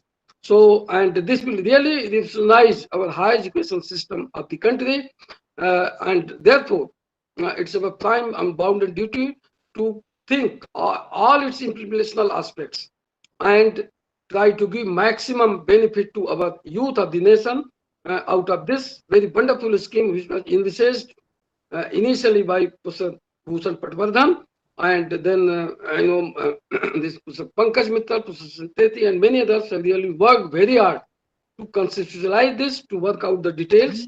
So my compliments to them, and my compliments to University Grants Commission for giving me chance. If there's some other query, then I'll try to explain it to the best of my capability. Thank you, madam. Thank you, sir. Thank you, Professor Tiwari. Thanks a lot for explaining well, and then linking it with the ancient knowledge systems. When you said that the student was learning from multiple gurus, he was not learning from one guru, he was learning from multiple gurus in multiple gurukuls. So in fact, this was already existing in the ancient times, but now it has to resurface. We have to do it again. So that is what we'll be doing now. And one very, very important thing, sir, you mentioned was about the duration versus credit approach. That right now, like even in the specification of degrees regulations of UGC, they mentioned that this should be the minimum duration of a degree. Now with this academic credit bank, that minimum duration has to go away, and maybe many regulations of the UGC would be redone to include the credit approach rather than the duration approach. And I'm very happy to inform you also, sir, that AIU is charged with the responsibility of equivalence of foreign degrees with the Indian degrees. And so far, we were using the duration approach, that whatever is the duration of that degree in India, the duration of the foreign degree should be at least that much, then only we'll give equivalence. But with the NEP and with the changing times, we thought that the credit approach will be better. So in that, instead of matching the duration, we should be matching the credits. So now our equivalence committee and the governing council took that decision. We sent it to the government, and then I'm happy to again inform you that Ministry of Education has agreed to that approach, that instead of duration, you can count the credits for giving the equivalence of degrees. So if that comes, it will be very, very beneficial to the students, because this will be helping the students who are wanting to learn in a fast track mode. So rather, we were penalizing the students who are wanting to learn in a fast track mode. But the only difficulty will be the definition of the credit, because every university is having a different definition of credit. Like for India, one credit generally is, especially I'm also telling for the students who are listening to this, and many of them don't know what is the credit. So in India, one credit is equal to 1 hour of studies in 1 week. And generally, a semester in India is around 15 weeks. Therefore, one credit will mean 15 hours of study. So if it is a 3-credit course, it means 15 hours, 45 hours of study is required in that course. But again, in UK, if it is a 53-credit course, it can be having a different connotation. In USA, it can be having a different connotation.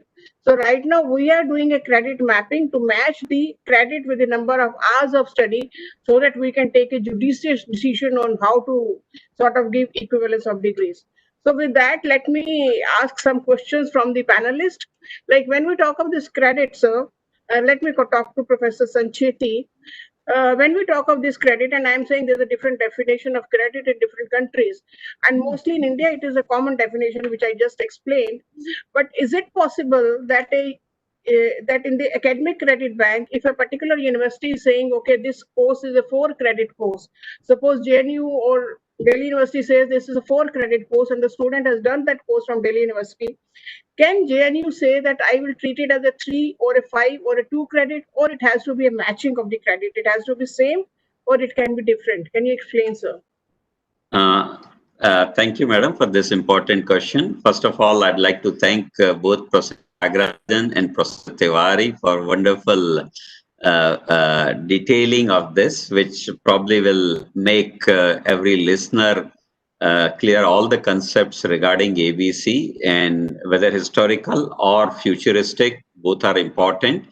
And I must tell that the foundational work of this ABC committee, I would say earlier it was NACB committee, happened under Professor Tiwari only. The first committee was actually headed by Professor Tiwari Saab after the idea got seeded in UGC, and we are fortunate to work for that. I'm very happy that it has found a space in the new education policy. When it comes to credit, madam, in India also we know that the credits are different. Some of the IITs follow a different credit structure, and therefore forcing them to change their current status of things or the previous things would be a little difficult. I think we can create a mapping of the credit system very easily. Everyone has to give a transcript these days. What kind of courses? Was it a practice based? What is a design based or industry based or something? And because now we are integrating many different types of courses and approaches, distance mode and this mode, so transcript will be much more detailed. Transcript will give you that, and each one of us will have to constitute a committee which will be doing this mapping. And as it is, we require sometimes when the transfers happen for other reasons that we map the courses, previous courses and other things. So that committee will be required. And wherever we find that there is a difficulty that the standard definition given by UGC is not followed, we can multiply or divide by that, in my opinion. For example, some of the IITs give double the credits in terms of 1 hour. In that case, we'll have to take, when we take it in our system, as a half the value, because they already give the double, we half it and it will match and map like that. So I think that sort of a thing would be available. And a large extent of that would be solvable, madam. I think Professor Tiwari did raise a point, and I also obliquely talked about that without much of details, that the concerned degrees will be awarded by the university, is what I made a point. And in that, the concerned university will also have their rules. As sir was saying, one may say, okay, 50% courses will have to be earned from SRM if you want a SRM degree, or it can be Madras University can say 40% or 60%, whatever they wish. Because sometimes dealing with some aspects like projects, dissertations, seminars, the culture of the institution, to deliver that those aspects to the students, you may require some X number of credits to be done by the candidate in that university. So to a large extent, some of the credits will be done by the given university also, and therefore this challenge will not be a very big challenge. But the real answer to your question would be mapping can be done. The credits can be scaled up or down depending upon that. That is my idea also. Thank you. So that means, like we do credit mapping for different countries, we need to have a credit mapping for our own institutions also. So that credit mapping has to be done by the Academic Bank of Credit or maybe by the universities themselves.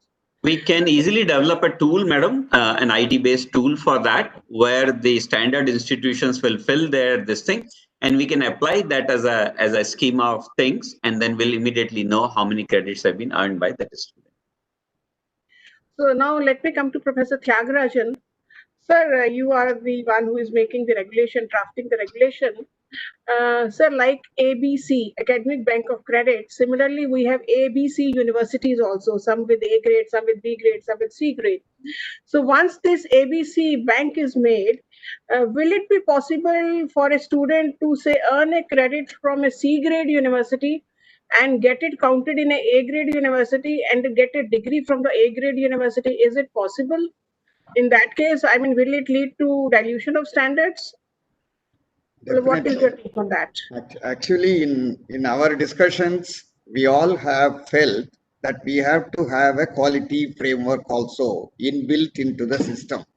And we should have a kind of a system where the rating that is made by the national accreditation agencies should be one of the benchmark for recognizing the institutions who will become part of the academic bank of credit. So it was provisionally thought that only those universities and colleges which have secured a A grade accreditation by the NAC will be included in the panel of institutions who will get included in the academic bank of credit. So that from the beginning, quality benchmarking can be one of the very essential feature. The second point that we have also thought of and made in the draft is that every institution which is a member of the academic bank of credit will have an internal quality assurance cell. That institutional internal quality assurance cell will take up this activity of refining the quality, updating the kind of credit requirements as per the national mapping, and providing the core options to the needy students will be a responsibility of the IQAC, and that will maintain the periodic quality standards. And then the national institutional ranking framework, which is being adopted as of now, will also take into consideration the functional and quality monitoring aspect of the credit transfers, credit accumulation, and other related aspects of these recognized institutions. That is what we have been providing for. But based upon the discussions, we can take it further in refining the draft regulation. So, sir, that means only the A grade institutions will be a part of ABC, or is it also possible that maybe A and B grade both are part and the transferability of the credits is only between similarly situated institutions?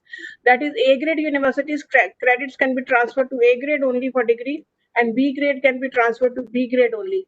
Can that type of a mechanism work? Whether it is a type of an institution which is accredited at B grade or A grade, more than that, the quality of the course has to become much more important. Because, for example, if you are talking about Lok Vidya courses, wherein many of the institutions, even though they may be A grade accredited, may not have the capacity to offer a course. You may have to go to the community and the traditional artists to have this, but then a mechanism has to be developed wherein these programs are integrated with the higher education system and the institutions.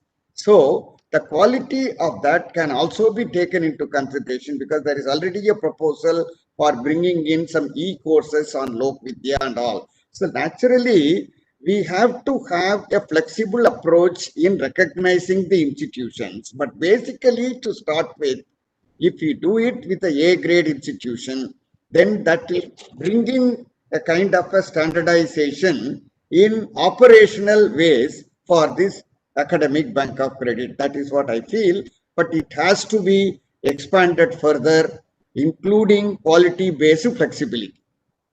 Thank you, sir. Thanks for the clarification. Now, before Madam, I would like to add here something, if you allow me. Sure. I would like to add something to what Professor Tyagarajan has said. I fully agree with Professor Tyagarajan. And in addition to that, now we are having two types of ranking. One is institutional ranking, another is discipline-wise ranking. So even if, say, for example, one university is in A grade, but if some of the disciplines have been ranked in that university and are in A++, or higher ranking in NIRF, then those also should be allowed. It is not only the entire institution, because a student is not opting for the entire institution. He is opting for certain courses offered in other institutions. So this is one, and this will also strengthen the educational institutions to come forward for discipline-wise ranking also. Because in my opinion, institutional ranking, discipline-wise ranking is much more important than institutional ranking. I mean, this is my personal take. So that also, this will also promote that. Many of the institutions will come forward for discipline-wise ranking, participation in Remember, sir, that when we were discussing the other day on the regulatory reforms, it was felt that the future will be program-wise accreditation rather than the institutional accreditation. Maybe institutional accreditation will be a subset of program-wise accreditation. But now, before I come to more questions, let me welcome Professor Bhushan Patwardhan, Vice Chairman UGC, who is the Janak of the concept of the academic bank of credit. He is the architect of the academic bank of credit, as we told you in the beginning, and rather every speaker talked about it. So he had some other meetings, so he has joined late. Welcome, sir. Welcome to this webinar. We are so happy to see you here, and you are the one who brought this concept to the UGC and to India. So welcome here. And before I invite you for your initial comments, and then we will be asking some questions on ABC. So before I ask that, let me read out his biography to you. What are his accomplishments so far? Professor Patwardhan is a biomedical scientist who is a fellow of National Academy of Sciences and National Academy of Medical Sciences India. Currently, he is vice chairman UGC, but also chairman, editor in charge, Indian Council for Social Science Research, and member, National Board of Examinations. He has worked as academic head of Manipal Education Group, director, Institute of Ayurveda and Integrative Medicine, Bangalore, vice chancellor, Deemed University in Pune, and a visiting professor of Indian Institute of Advanced Studies, Shimla. He is on boards of several universities and member of many important national committees of the UGC, CSIR, DST, DBT, and other bodies. And recently, I also know he is also a member of the committee, which is making a curriculum for the integrated medicine. I mean, in future, it is being felt, as he told me, that one nation and one medical system. So he's working with that. That is something very important. He is recipient of many orations and awards, including Sir Ramnath Chopra Oration Award, then Dwarkanath Oration Award, P.K. Devi Oration, V.K. Joag Best Teacher Award, WHO Geneva awarded him a study on the role of traditional medicine in public health, and his recent scholarly books, Integrative Approaches for Health and Innovative Approaches to Drug Discovery, both published by academic press Alzheimer's, have received excellent reviews. His worldview article in predatory journals published in Nature has been widely appreciated. And it is noteworthy that his 20 articles have been cited more than 100 times. So that is his strength. And he has also received research grant and has cited 20 PhD students and holds national patents and 2 US patents, over 8,500 citations. Apart from that, he is also the architect of UGC Care. Like earlier, there was an issue with the predatory journals in higher education space in India. So he was the one who said that how to identify whether a journal is a predatory journal or a good journal. So he came up with the concept of UGC Care List, where the journal, if it is listed in the UGC Care List, will be treated as a good journal. So these type of accomplishments are there with Professor Bhushan Patwardhan. Sir, a very warm welcome to the webinar. And may I request you to give your initial remarks? Thank you, Namaskar, Dr. Pankaj Mittal and all the colleagues on the panel. First, let me compliment University Grants Commission, Chairman Professor D.P. Singh, and all the colleagues at UGC for this series of webinars which have been organized to take the louder message of National Education Policy 2020 to the academic community. And Dr. Surendra Singh, my colleague here, has been coordinating this session. And the panelists, actually, I must tell you that although the National Academic Bank of Credits, ABC, now it is called as, earlier it was called as NAC Bank or National Academic Bank, although the conceptualization was done by me, whatever errors in the concepts belong to me and whatever strengths have emerged out all belong to those who are sitting on this panel, because each one of the panelists, they have contributed to expand on this concept, and now we are moving in a direction to get regulations for this purpose. So Professor Tiwari was chairman of the committee which crystallized it further. Professor Sancheti was the chairman of the committee which expanded it further. Dr. Tyagarajan has been there to convert it into regulation. And several others, and Dr. Pankaj Mittal at that time was at the UGC and was looking after that policy bureau as well.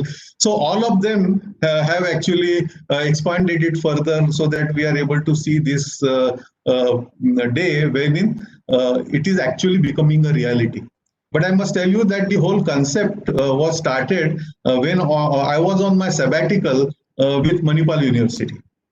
So I must give that credit also to Manipal colleagues, wherein, and this is 2009. 2009, when I was at Manipal University on my sabbatical, Manipal had that time 4 or 5 university-like institutions, one in Singapore, one in Malaysia, one in Antigua, and one in Sikkim, and several others. So there was a problem of how to really exchange various academic courses, faculty credits between these. So at the micro level, we started thinking that can we create some kind of a system, at least within our own system, can we start recognizing our own credits? And the Academic Credit Bank was immersed actually at that time conceptually. And when I came to UGC, among the many new initiatives which UGC has taken, which Dr. Pankaj Mittal talked about, maybe UGC Care or UGC Stride, all these initiatives we started discussing, and under the quality mandate of the university, we said that what new things, what innovative things can be done. So I made a presentation to the commission on these new initiatives, and Dr. Professor D.P. Singh was very supportive to all these ideas, and so commission resolved that many of these ideas should actually taken further, and the commission resolved that okay, National Academic Bank of Credit, or that time NAC Bank, is accepted in principle, and Professor Tiwari's committee was appointed by the commission. So this is the background. Why I gave you this background, again to emphasize that this is a disruptive concept. This is not a simple concept. We know that it is extremely complicated. It is not easy, and it is going to be extremely challenging to implement this, so we'll have to go in a stepwise manner. So while I was just joining this webinar, I was listening to what Dr. Pankaj Mittal and Dr. Tyagarajan and Dr. Tiwari have been discussing, and I agree with them. This has to be going in a stepwise manner. And Professor Sancheti, while developing this concept note further, gave so many good examples, because he himself comes from an engineering background.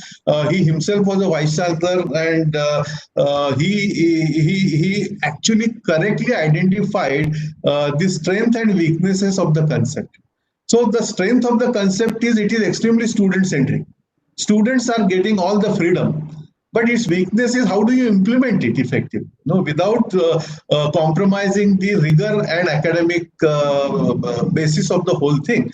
So I feel that if we are able to implement it as was suggested by Dr. Tyagarajan and Professor Tiwari in a stepwise manner, initially maybe as a test case only in central universities or only A category universities, see how it is functioning, then take it, and also this kind of a ranking, which is emerging, which is going more in a disciplinary manner, discipline-wise ranking. It will be, because it will be unjust. If you ask me, it will be unjust if you primarily go only by NAC ranking, because I know many good universities have developed courses which may not be of the quality which many not in the A category universities would have been developed. So this disparity, because there could be excellent strengths even in C category university.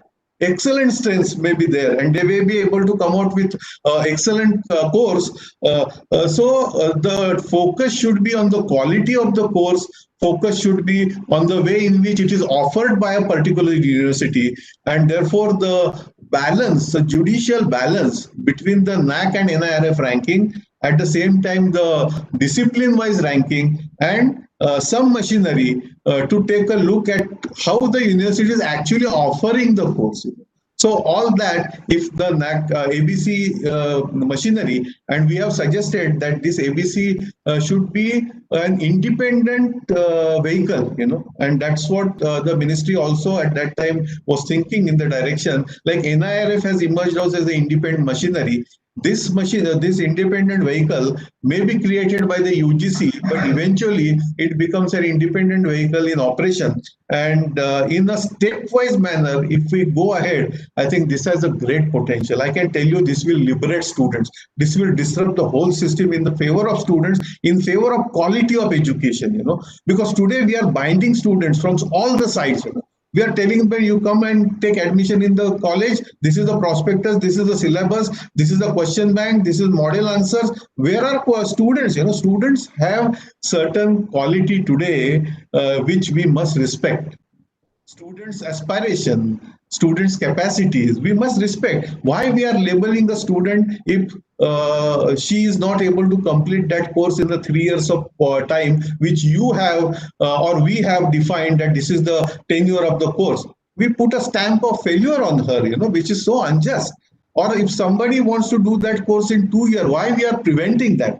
I must mention that AICTE chairman, Professor Sahasrabudhe, has done exceptions, and a bright student from a university who was requesting that instead of your 5 year, I want to complete it in 4 years or 3 years as a special case, AICTE gave permission to that student, So this kind of a forward-looking approach already is coming in. And I think that with this panel, the regulations which are being made will be not only flexible, forward-looking, but groundly, solidly rooted to ensure the quality and freedom to the student, or liberate the student's freedom. I am very optimistic, and I can assure you from my heart that if this happens, and I know it will happen, it will be a great boon for Indian academia and especially Indian students, because we are not only limiting this bank to Indian credits, but I know so many bright students coming from Erasmus Mundus, for that matter, from Europe, struggle so hard to get their credits as part of their own academic program. Few universities might be doing it, but by and large, they get frustrated. So why do all this? We are not compromising on quality. We are not compromising on system. We are actually strengthening the academic basis of the whole system. Let's optimize this concept, take it to the next level, so that the purpose behind that to make the system student-centric. I must thank Dr. Kasturi Rangan, when I talked to him about this concept, and Sridharji, they were all for the concept, and therefore this concept could find seed in the National Education Policy final draft. So I also thank the ministry, the secretariat of the ministry, who have also been the very supportive, and not only current minister Pokhriyalji, but the former minister, Prakash Javadekar, and the former secretary, not just this secretary Khareji, but the former secretary Subramaniamji. They have been the ones who have actually flourished this idea, where today we are seeing slowly moving in the direction of reality. I'm so happy that UGC has decided to take it to the next level. We hope that the regulations, whatever are prepared by this committee, are kept before the commission, and from the commission they go to the ministry for final implementation. I thank you all for your entire support support, and I thank all the listeners, because we have taken feedback from the stakeholders, in which many of the listeners also may have been part, and I must tell them that their reflections also have made basis of this document. It is not the document coming from me alone or the panel or the committee. It is the document of the entire academic fraternity. I thank all of you for your thoughts, for your suggestions, which we have tried to capture in the concept. Thank you very much and all the best. Thank you, sir, for giving the regulation emanated, and also for very clearly explaining the concept and how it will benefit the students and all. Thank you very much, sir. But now that you are the architect of the regulation, let me ask a very, very important question, which will be asked, which will be in the minds of all the students. So, like now, the new education policy is giving a lot of flexibility in terms of transfer of credits. Transfer of credits not only from one university to another, but also from online mode to the regular mode, from foreign universities to the Indian universities. Now, in this ABC, will there be a limit? Like right now in the regular degree program, there is a limit. Earlier it was 20%, now it is 40%.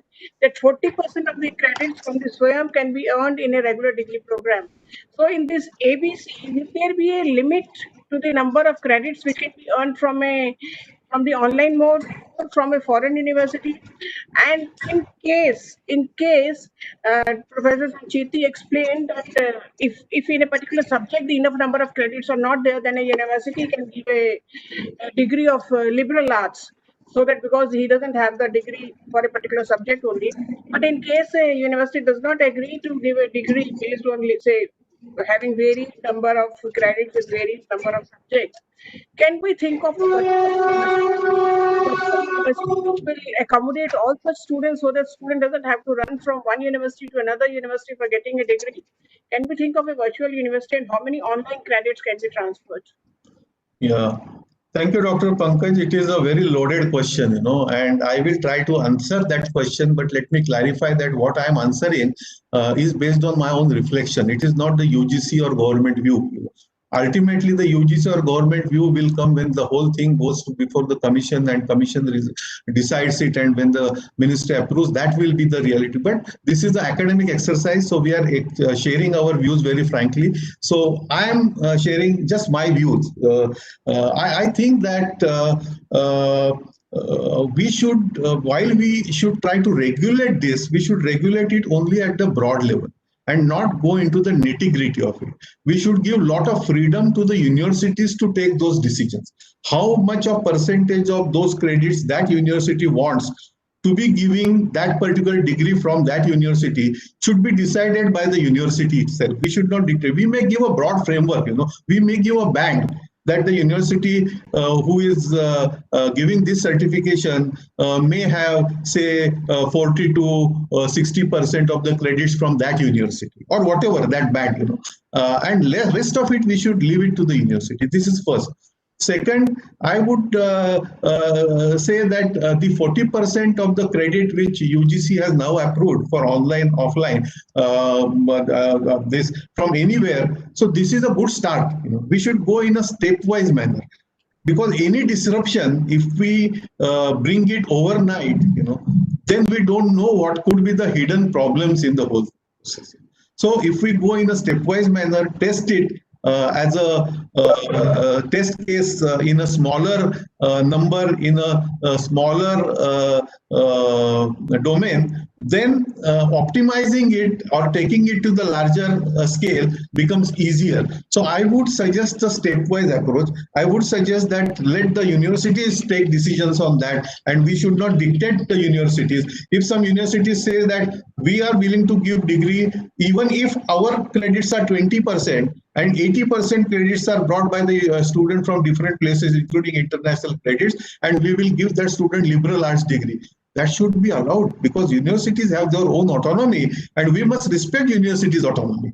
If some universities say that no, UGC may have given us 40%, but we will allow only 20% of the credits from outside, That is the prerogative of the university. Let the university bodies, their own academic councils, their own management councils, their own academic fraternity take this call. But as a regulator, we should give them a broad guideline and a broad framework, which we are trying to develop it now. I hope I have addressed that question enough.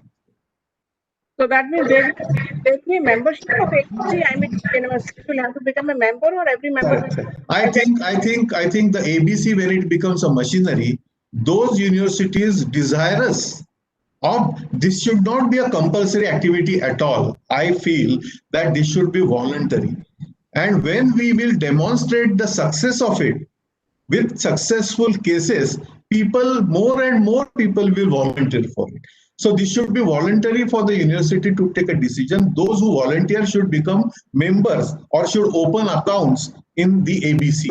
And this is applicable to the institutional accounts, like in the bank you have current account, and this is also applicable to the student account, like we call it a saving account. So all different kinds of accounts should be allowed, and students also should not be done on a compulsory basis. Those students who are desirous or willing to participate in the program, let them come. Those who don't want, those who say that no, we want to go in a methodical frame which university is giving, we don't want any choice, we will go, let them go. That is their choice. So students should be the master, and university should be the machinery who will execute it. That's what in broad sense I feel, but it's open for discussion, and finally the consensus or wisdom of the group will prevail. But there will be some eligibility conditions for a university to become a member. Yes, there will be some eligibility criteria. Like in any bank, if you want to open a bank account, there are basic eligibility criteria, so similar eligibility criteria will be there. In the bank, you are exchanging foreign currency. So foreign currency has different value systems, still they are able to harmonize it. So there will be a way to harmonize credits also. Means if some university say that, okay, we are willing to accept credit from university which is in C category as per NAC grading, fine. They will say that instead of 5 credits student may have earned, we will give weightage only to 4 credits. See, it is entirely like we are not equalizing US dollar and pound. There is a machinery and there is a different value. So similar value can be, see, there can be several ways. We have to be imaginative, and I think we will have to learn as we progress. We cannot have answers of all the questions right on the day one. But if we keep on waiting for those answers, we will never progress. So let's start taking baby steps. Let's experiment on a smaller scale and take it to the larger scale. That's what my approach would be. Thank you. Thank you, sir. Thank you very much. So that means the credits right now, as it is envisaged, will be transferred between only the members of the ABC, not between any university. So whosoever is a member of the ABC, those universities can be transferring the credits amongst themselves. Professor Tiwari, one question I wanted to ask you was, now that ABC, such an innovative concept, is gaining ground, and once this ABC is established, do you think it will be a threat to the regular degree programs? People will start doing ABC rather than taking admission in regular degree programs. Will it impact the admissions in our universities and colleges, this ABC, in the programs? Because here the admission is there in the courses.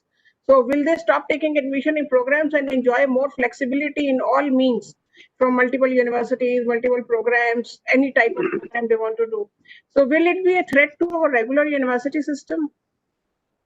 See, as we all know that, even if, ABC is implemented, students have to enroll themselves in some universities, some institutions. So that's, but the only difference is because the fee that would be charged, that would be course-wise. For example, for a particular program, fee is 5,000, and if out of 90 credit, 20 credits student is earning from other universities, then and he has to pay there also. So it's not good that we take charge from them for 2 universities. So that will be there. But the enrollment number will not decrease in the university, because every learner has to enroll himself herself in some institution. So number will not decrease per se, but there may be some loss of revenue. But since the idea is so novel, Therefore, all universities and all teachers, all administrators, in fact, must encourage it, even if there's some revenue loss to the institutions. Okay. Thank you, sir. Thank you very much.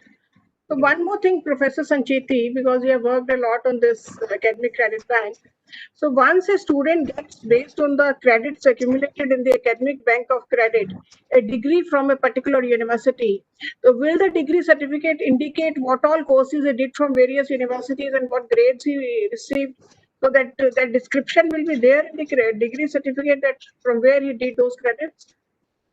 Sure, madam. I think, in my opinion, the transcript would be very important in such cases, as I was mentioning in my presentation also, and that will give the basic mark sheet or degree will be as per the standard processes, but the transcript will give all the details and it's that history because that will have the value. An example of that would be we are talking about that whether they will do from an institution which is A grade or B grade or C grade.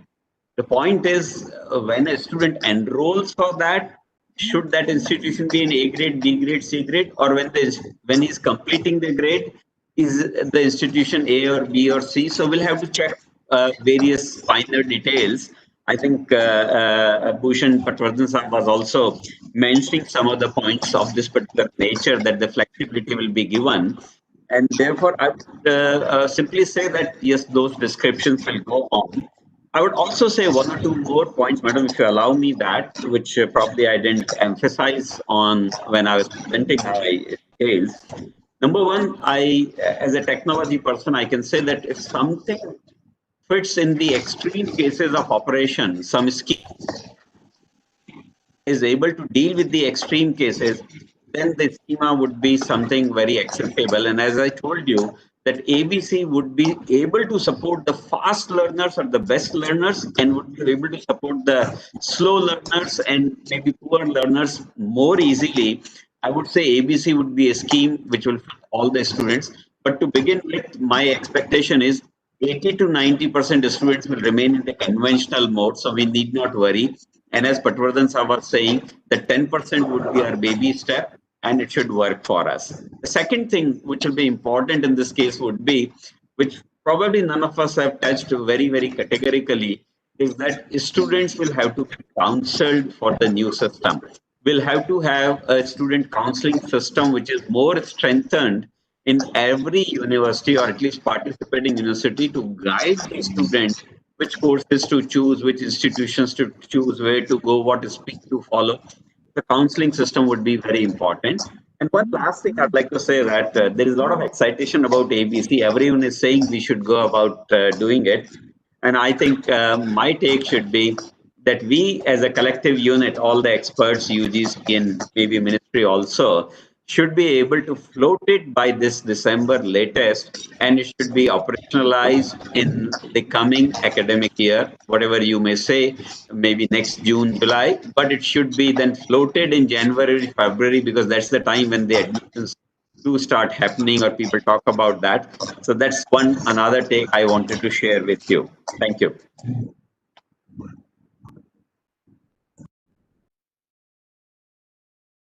Madam, you are mute right now. Yeah. So thank you, Professor Sancheti. We are being very, very optimistic. December is too optimistic. I don't know whether we'll be able to do it by December or not. But we just have now 15 minutes left with us. Before I hand it over to Dr. Surinder Singh for taking the questions of the audience, let me ask the last question from Professor Bhushan Patwardhan. Sir, the very concept of ABC has been to give a lot of flexibility to the students so that they can learn from multiple sources and multiple subjects. Now, when they learn from so many sources, will it impact the in-depth knowledge of a subject? Will the student be becoming sort of a jack of all trades and master of none? And will it affect the employment opportunity of a student? So you think will it impact the sort of a the type of a in-depth knowledge we should have for a particular subject? Will it impact that? Yeah, no, good question. I think that in-depth knowledge will not suffer, because in fact, what will happen is students will choose what they want. And so today we are giving them a kind of a one size fits all kind of approach.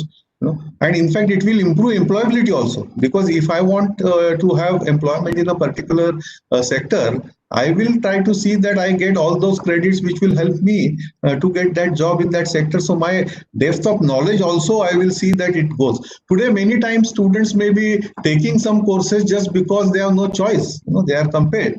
So this will actually lead to better employability, better knowledge, and not the other way. It will go beyond this. And I also must mention that I remember when this point was discussed, Professor T.V. Narasimha Rao, who was formerly professor at IIM Bangalore, was working with me at that time in Manipal. So this issue, when we had discussed the IIM's experience, also should be taken in consideration, where at that time also they were giving choice.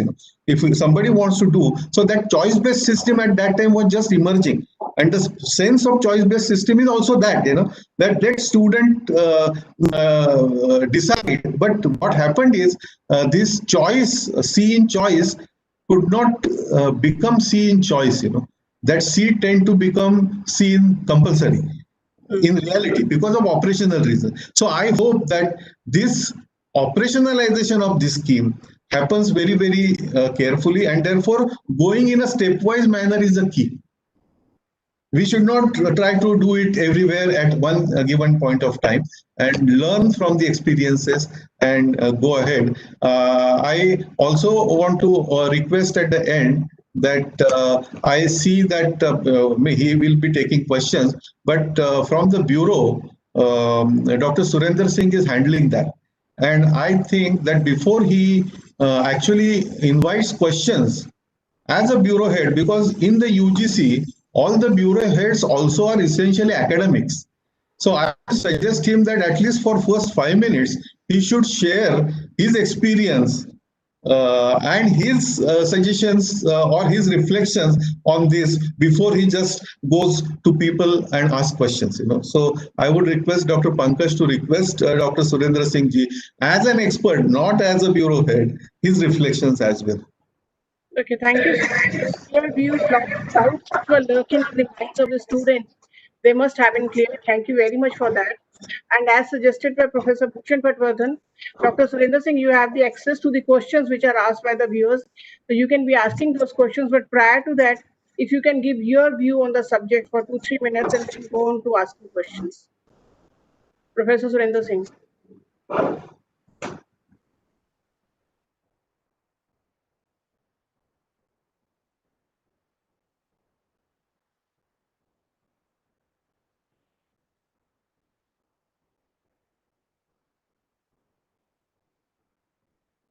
Is there some technological problem, Dr. Surendra Singh?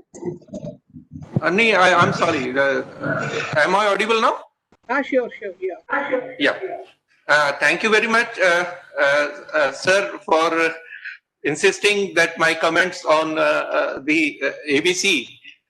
It has been a very wonderful experience working with the Bureau and working with this concept. And as all we know, sir, that entire system, be it the ministry, be it the regulatory bodies, be it the higher education institutions, the departments, the teachers, the entire system is all these is focused towards the student. All these are created just for giving quality and good education to the student, relevant education to the student. And this very concept, ABC, is the first and foremost concept which is giving this much focus and autonomy to the student. And the student, as Dr. Pankaj Mittal has said, that he will be the king now. He can choose, he can order, he can define what he want to learn. And we are just going towards the our glorious past era where the holistic and multidisciplinary education was the norm. And I think this concept will definitely will lead to a boon to our younger generation. And now the challenge lies, sir, that how to implement it and how we should go so that it should not go as a chaos. And that's why our responsibility, each of us, and is we have to act very sensibly and responsibly and step by step, as our Honorable Vice Chairman has suggested, that we have to go slow and step by step. We have to implement certain things and then observe, then learn, then evolve. So this methodology will work, and surely we'll have. Professor Sanchetti has suggested that we should start by December. I think to start with, this is a very good time. Now regulations are almost in the final stage, so it won't be much difficult for us to implement in the beginning. And surely every time there will be a feedback from the higher education institutions, from the stakeholders and the students.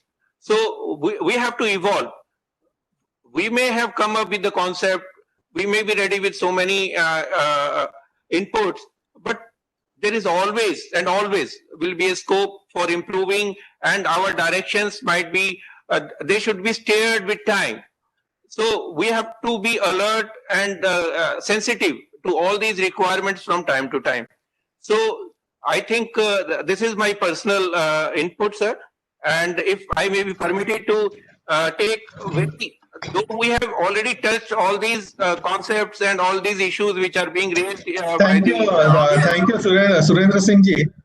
Thank you for that. I just wanted to make one correction. You said that when you are addressing student, he will be king, or he will be able to take all the decisions, which is very true. But my correction is not he. She will be the king, and she will be able to do that, because he includes, it's incorporate. She includes everything. Sir, I apologize. Yes, I'm too sensitive to the demands also, and I have handled capacity building of gender and gender. So this may not be. This might be a flaw. This is she, because the moment Thank you we for say correcting. she, no, she का spelling भी देखो ना, she में तो he आता ही है.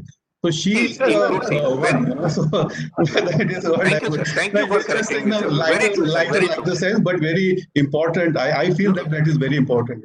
And another Very thing true, I wanted to sir. suggest, Thank you. that when you are dealing with this, please involve a student representative during this discussion also. I would suggest a very bright young professional who was working with us at that time, Kasodekar, who is from Mumbai IIT, who was at that time working with MHRD as young professional. Please involve him. Very bright boy, So he has, so as a student mind, how it works, Anant will be able to really help you. Thank you. Over to you now. Sure, sir. We will do that, sir. So, sir, I may be permitted to take a few questions from the audience, and all these aspects have already been covered by the eminent experts. But still, it will be better that if we can very answer a very focused answer to their focused query. The first query which I am taking, it says that can I take credit from anywhere and then get a degree from premium institute like IIM, IITs? I think See, Dr. Surendra Singh, this question was answered that the degree credit transfer will be on the similarly situated universities. I mean, you cannot be taking a credit from a C grade institutions and transferring it to IIM, but the detailed regulations will be made, but the credit transfer will be between the similarly situated institutions. Otherwise, the institutions which are better off, they will not allow, or they will not like to have the credits from the institutions which are not so good, because that will affect the quality of their degree. Therefore, I personally feel that it will be the transfer of the credits will be between similarly situated institutions, and in any case, there is a minimum eligibility conditions for becoming condition for becoming a ABC member. So, if the minimum eligibility is attained, that means the minimum level of quality is seen before it becomes a member of the ABC. Correct. One more answer could be if IITs and IIMs become member of ABC, students, those kinds of credits transfer from them also will be possible. But this again will be the decision of that particular university. I also have a Thank you, sir. suggestion, and that is that respective universities can decide what kind of credits they will expect or accept. And I would also say that our overall mandate as UGC or ministry is the raise the average bar of our institutions. So just partnering between like-minded and like-performing institutions will not be good enough. I'll have to handhold one below my own level. So if I'm A plus and I want to define A plus as my minimum benchmark or whatever, I should actually accept A level institutions also for credit transfer. And that's how competition, collaboration, everything will happen. And in the process, things will improve. That's my personal take on this credit transfer question. Sir, similar topic, another question is, will credit from different institutions be rated? And all institutions can offer their best course. So whether their credits will be rated? So the point is not clear. Rated is not clear. I think the person who has raised the question, they have to understand the definition of credit in this regard. I think what he If you can, know is whether the course will also, like right now there is an institutional accreditation, then program-wise accreditation. He is probably asking about the course-wise accreditation. Will the courses be also accredited? Like this is A-level course, B-level course, C-level course. But I don't think there's a thinking on that right now. Professor Patwardhan may be able to say something. No, I think there are two issues in this. One is acquiring credits or getting credits, and second is redeeming credits. Student may take 150 credits also, but the universities can decide that no, based on the credits which she has got, only 80 credits are redeemable. Remaining credits are not redeemable. So this redemption of the credit, those rules, those universities will have to decide. So those redemption rules will decide whether IIM, IIT credits will be allowed or applicable or considered, or whether IITs and IIMs will consider credits received from central universities or any other deemed universities. All those universities will have their own rules of credit redemption. But students will be free to gain credits from anywhere. In worst case, what will happen is students will earn credits, they will earn knowledge. Not necessarily they will be able to redeem those credits for the purpose of gaining degree. And I have seen many students, they earn credits much more than what actually minimum number of credits are required for that degree. So if there is a quest, I think we should encourage this quest among the students also. I think this is the knowledge quest that needs to be taken into consideration. The knowledge quest of an individual and the student, and how it is converted depends upon the convertible factors that will come into being, which will be coordinated by the partnering institutions. Thank you, sir. Next question. Next question is, does earning credit start only after school? As of now, we have said that because these credits are for higher education, the credits, what we have said that once you are out of higher secondary, you become eligible to get into higher education.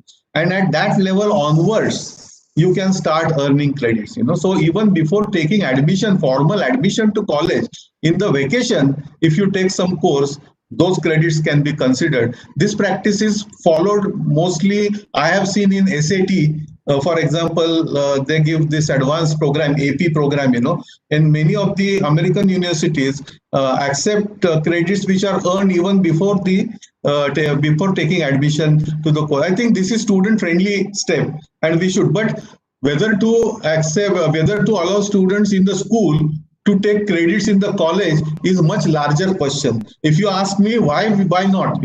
If some student want to take a coding course from IIT, and that student is a very bright student in mathematics, very good insights, studying in school. Why not? Why we should prevent that student? From my own experience, I can tell you that these students are existing in India. Bright students in schools.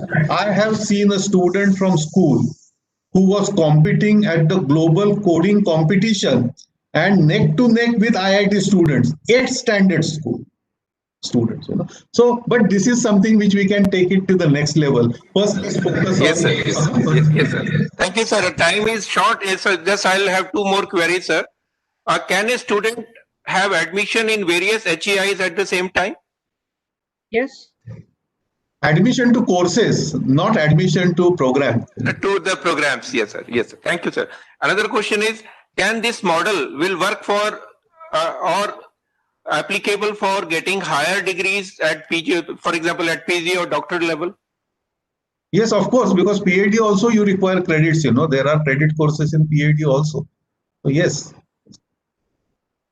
I think, sir, I just we are running out of time and questions. There may be more, but Surendra Singh, I had one more suggestion for the organizers. From the next webinar, you may do that. That I don't see here any chats. I don't know whether you are block chatting or what, because those listeners at least should be able to put their questions or comments on the chat. I And have taken, sir, I have taken those questions only, which were in chat. No, Yes, but sir, actually, I'm not able to see those chats. That's why I asked. sir, this is because Oh, the listeners are not joining through WebEx. They are joining through Twitter or the YouTube account where the questions are coming.